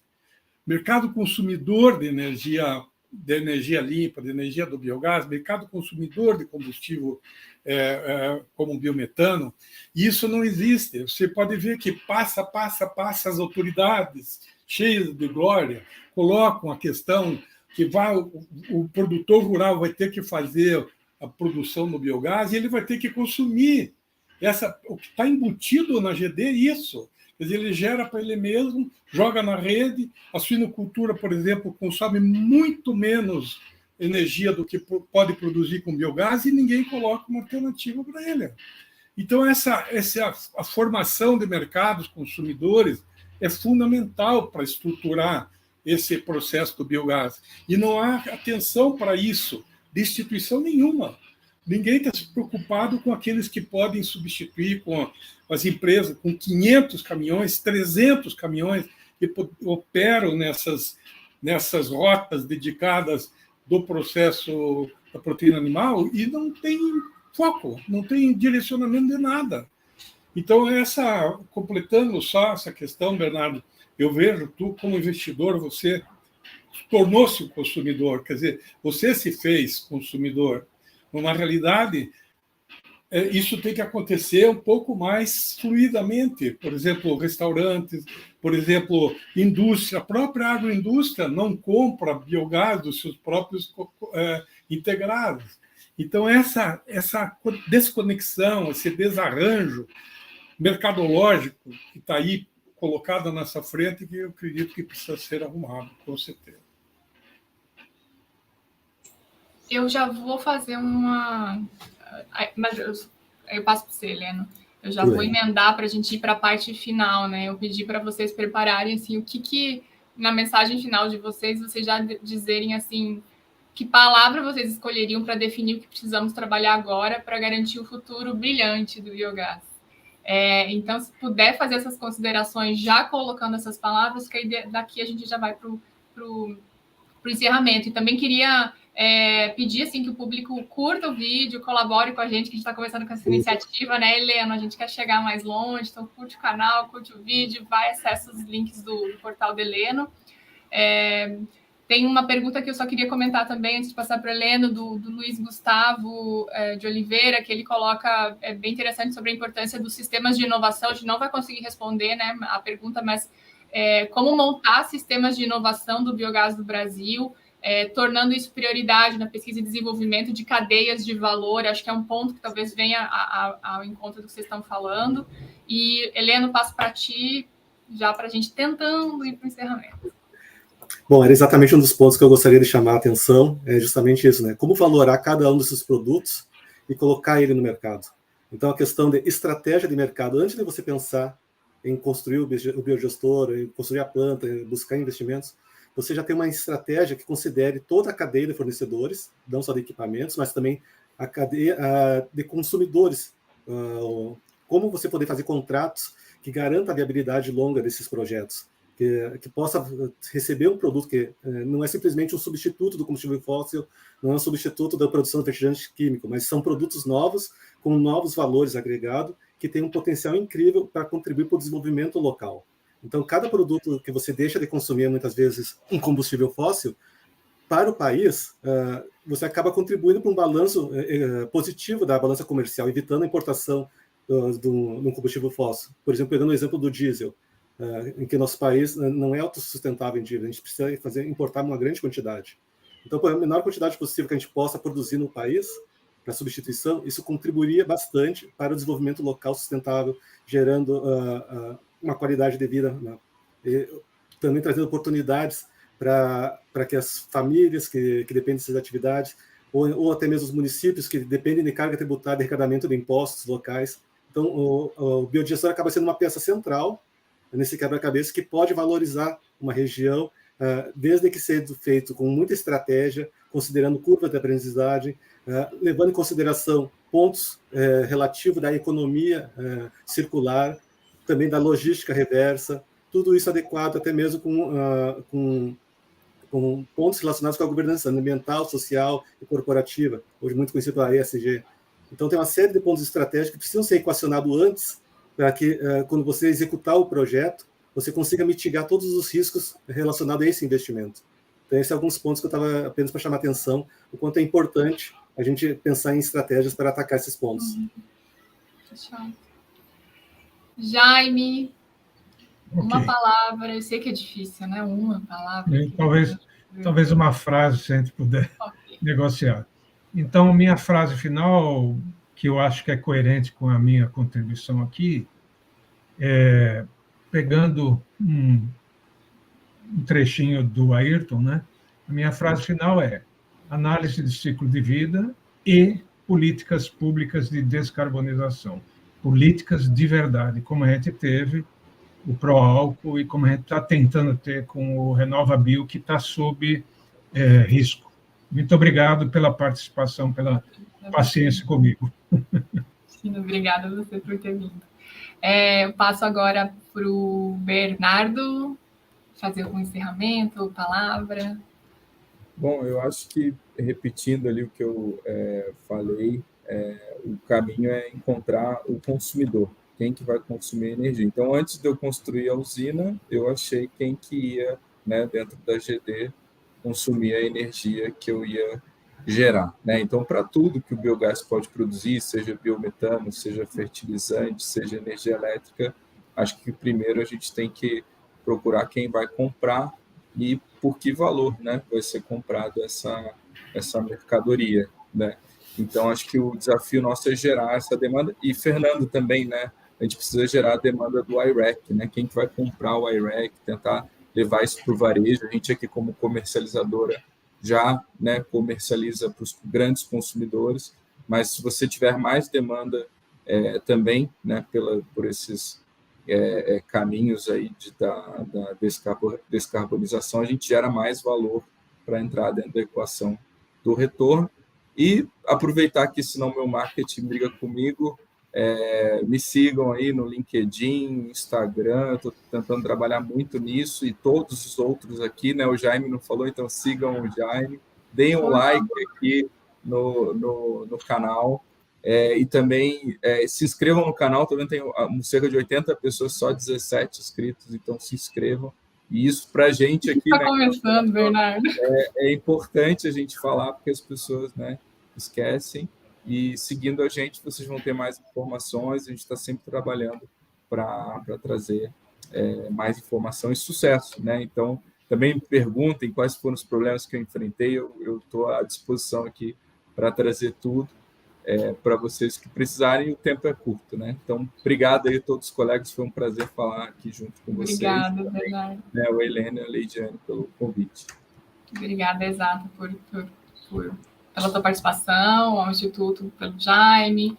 Agora eu passo, então, para o Ayrton, depois seu Cícero e Fernando.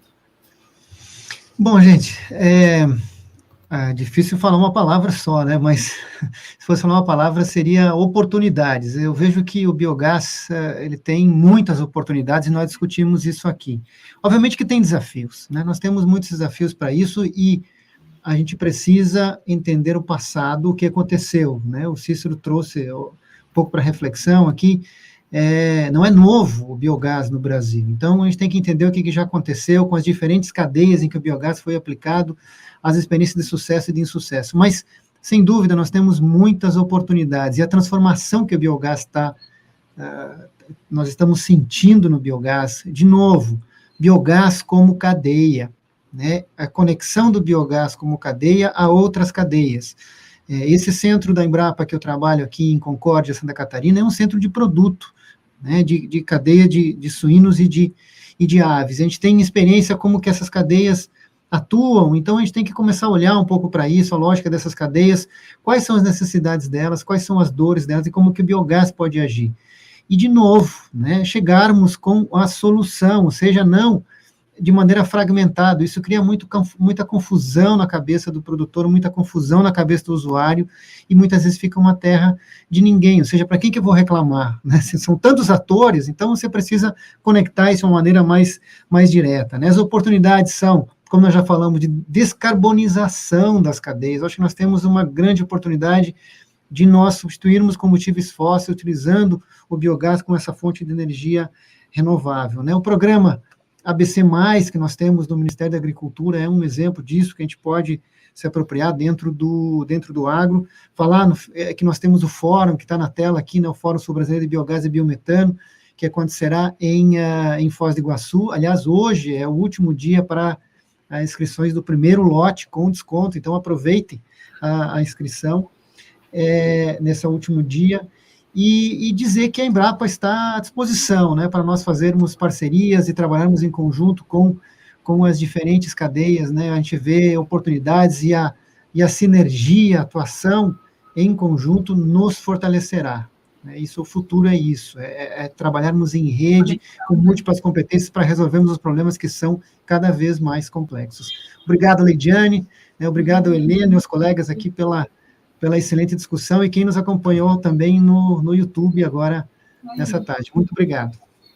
Seu Cícero, a última palavra, e pode divulgar links, fica à vontade para fazer aí a propaganda. Assim, eu acho que a palavra mais certa é o compromisso, né, com o biogás. Cada um de nós vem de uma história, vem de um percurso feito, e com esse percurso sempre teve um compromisso com essa história do biogás, mesmo nos piores momentos. Né? O momento do Magecerte, que pagava para queimar biogás, depois a recuperação disso, e chegamos numa posição até bastante importante. O biogás cresceu muito no Brasil como fonte renovável, apesar das resistências evidentes e não evidentes dos setores estabelecidos, né?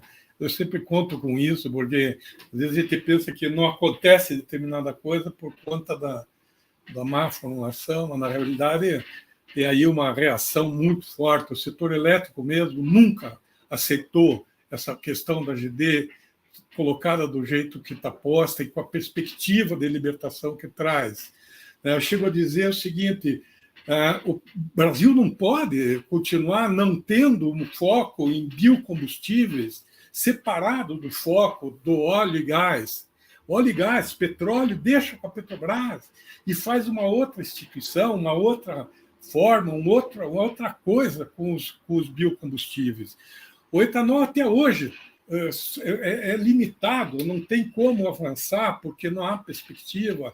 O biodiesel é o B10, que biodiesel produzido lá no Mato Grosso vem até Paulínia, mistura no diesel e volta para o Mato Grosso para ser usado nas máquinas matogrossenses.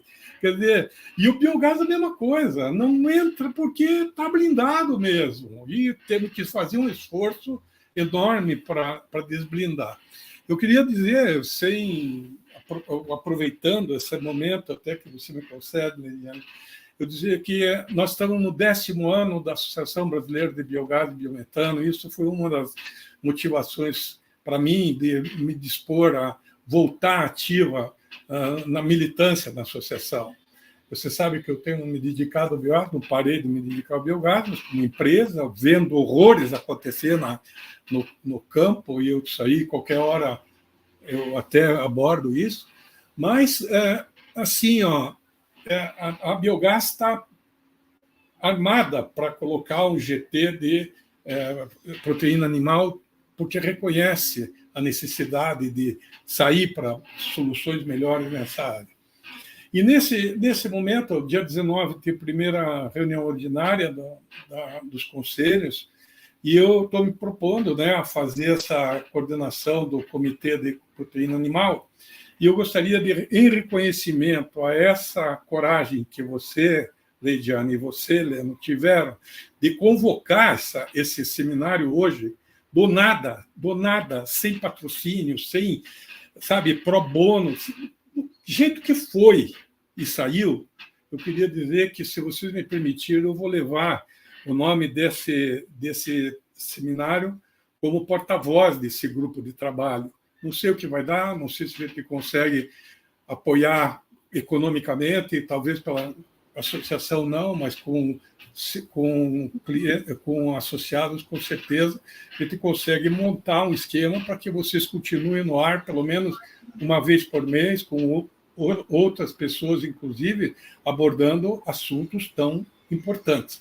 E dizer que o que vocês estão fazendo, uma empresa que a Lidiane formou e a outra que o Leno formou, nada mais é do que ser talvez um dos maiores desafios do mercado do século, que é o B2B, dois negócios se acoplando com o mesmo resultado, abrindo mão das vaidades de ser o principal, não importa quem ser, e fazendo o resultado que vocês estão fazendo. Quero encerrar minha participação, rendendo meu reconhecimento a vocês e meus parabéns pela iniciativa. Obrigada, Cícero. Para a gente, assim, possibilidade de parceria com a Biogás vai ser bem importante, né? Ser reconhecido nesse sentido e sermos braços para a associação, para todos vocês, parceiros, né? Nosso objetivo é realmente a gente ser ferramenta do setor para que mais pessoas do setor falem. O Heleno já vem trabalhando anos aí, eu tenho que reconhecer assim, que é um esforço aí que ele está fazendo nos últimos anos, sem recurso, para conseguir montar o portal aí. A gente entrou agora, Vanice e eu, nesse processo de ter empresa, empreender não é fácil, encarar e colocar logo e criar a empresa. E a gente quer dar voz para mais pessoas do setor falarem, para a gente escutar mais opiniões. Então, para a gente, tudo a ver a parceria com a Biogás. A Amplo já tem a parceria com a Biogás, o portal também. Então, continua. E a gente agradece esse reconhecimento nessa Cícero, desde o meu primeiro empregador. Eterna gratidão aí ao Cícero Blay, ao Biogás, toda a equipe do Biogás, pelo todo aprendizado. Heleno, quer comentar alguma coisa? Antes não. Ou a gente deixa para o encerramento, que eu passo para o Fernando, senão a gente fica. Bom, Fernando, gostaria de agradecer, ressaltar a importância do biogás, do biometano, dentro das estratégias de descarbonização.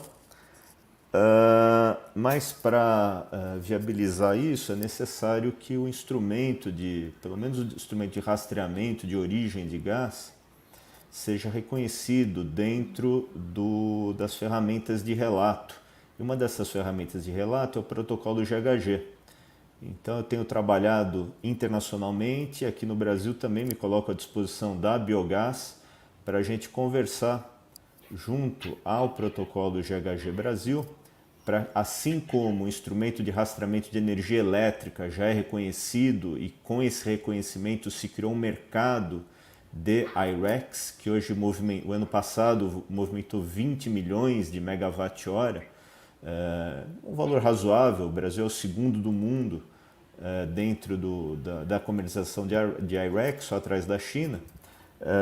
O instrumento de certificados de biometano também já existe a metodologia, já existe o mercado, e eu estou à disposição da Biogás para ir conversar com o protocolo do GHG para que esses certificados de gás verde sejam reconhecidos, e aí aumenta mais a demanda. E só para finalizar, para aqueles que tiverem interesse em conhecer o mercado de certificados de energia renovável, o Instituto Totum vai promover o I-REC Day Brasil, no dia 9 de março. a Leidiane vai estar lá, Heleno também provavelmente vai estar lá. Nós vamos trazer especialistas do exterior também para falar o que está acontecendo no mercado de certificados de energia elétrica no mundo. Então, como uma das vertentes do biogás é a energia elétrica e gera certificados, quem tiver interesse pode entrar no site do IREC Day Brasil, que vai ser agora no dia 9 de março. Obrigado pela oportunidade, Leidiane, estou sempre à disposição. Obrigado. Agradeço aos demais colegas também. Obrigada, Fernando, pelas palavras. A gente vai agora para o encerramento, últimas palavras nossas. Eu vou deixar para o Heleno falar. Fazer o seu encerramento. Em primeiro lugar, sem palavras, eu gostaria de agradecer pessoalmente a cada um de vocês por terem acreditado nessa iniciativa e por terem colaborado inicialmente com os textos, que era uma ideia inicial apenas publicação de post, mas depois cresceu a ideia e proporcionou esse espaço de debate muito rico e que 2 horas parece que não foi suficiente para a gente abordar uma pequena parte. Se a gente pudesse ficar mais tempo, certamente teríamos assunto para o resto do dia. O importante é que a gente traga o tema biogás para a pauta, a gente aborde constantemente, fale não só das oportunidades, das iniciativas futuras, mas a questão de identificar como foi o histórico, quais foram os pontos que impactaram alguns insucessos no passado, de que forma a gente pode planejar ações futuras para que isso não aconteça de novo. Então, o biogás teve já diversas ondas no passado, em que começou a ocorrer na década de 70, depois no início dos anos 2000, e agora eu acredito que a onda atual ela vem mais subsidiada com uma curva de aprendizagem, digamos, mais consolidada. Então, alguns exemplos, como o Bernardo falou, de projetos há 3 anos atrás, eu acredito que nesses últimos 3 anos houve uma evolução muito grande na questão de metodologias de processo, modelagens matemática, a questão de avaliação do mercado. Tudo isso são pontos estratégicos que contribuem para a redução de risco dos novos projetos. E é nesse sentido que a gente vem trabalhando bastante no portal, e agora unindo forças com a Amplo Biogás, no sentido de proporcionar informações para o mercado, mostrar desde o conceito básico a esclarecer pontos específicos, seja da parte técnica ou seja da parte mercadológica. Então, a informação, dados e conhecimentos é estratégico para ampliação do mercado. E, nesse sentido, nós estamos aqui à disposição para poder colaborar com quem precisar.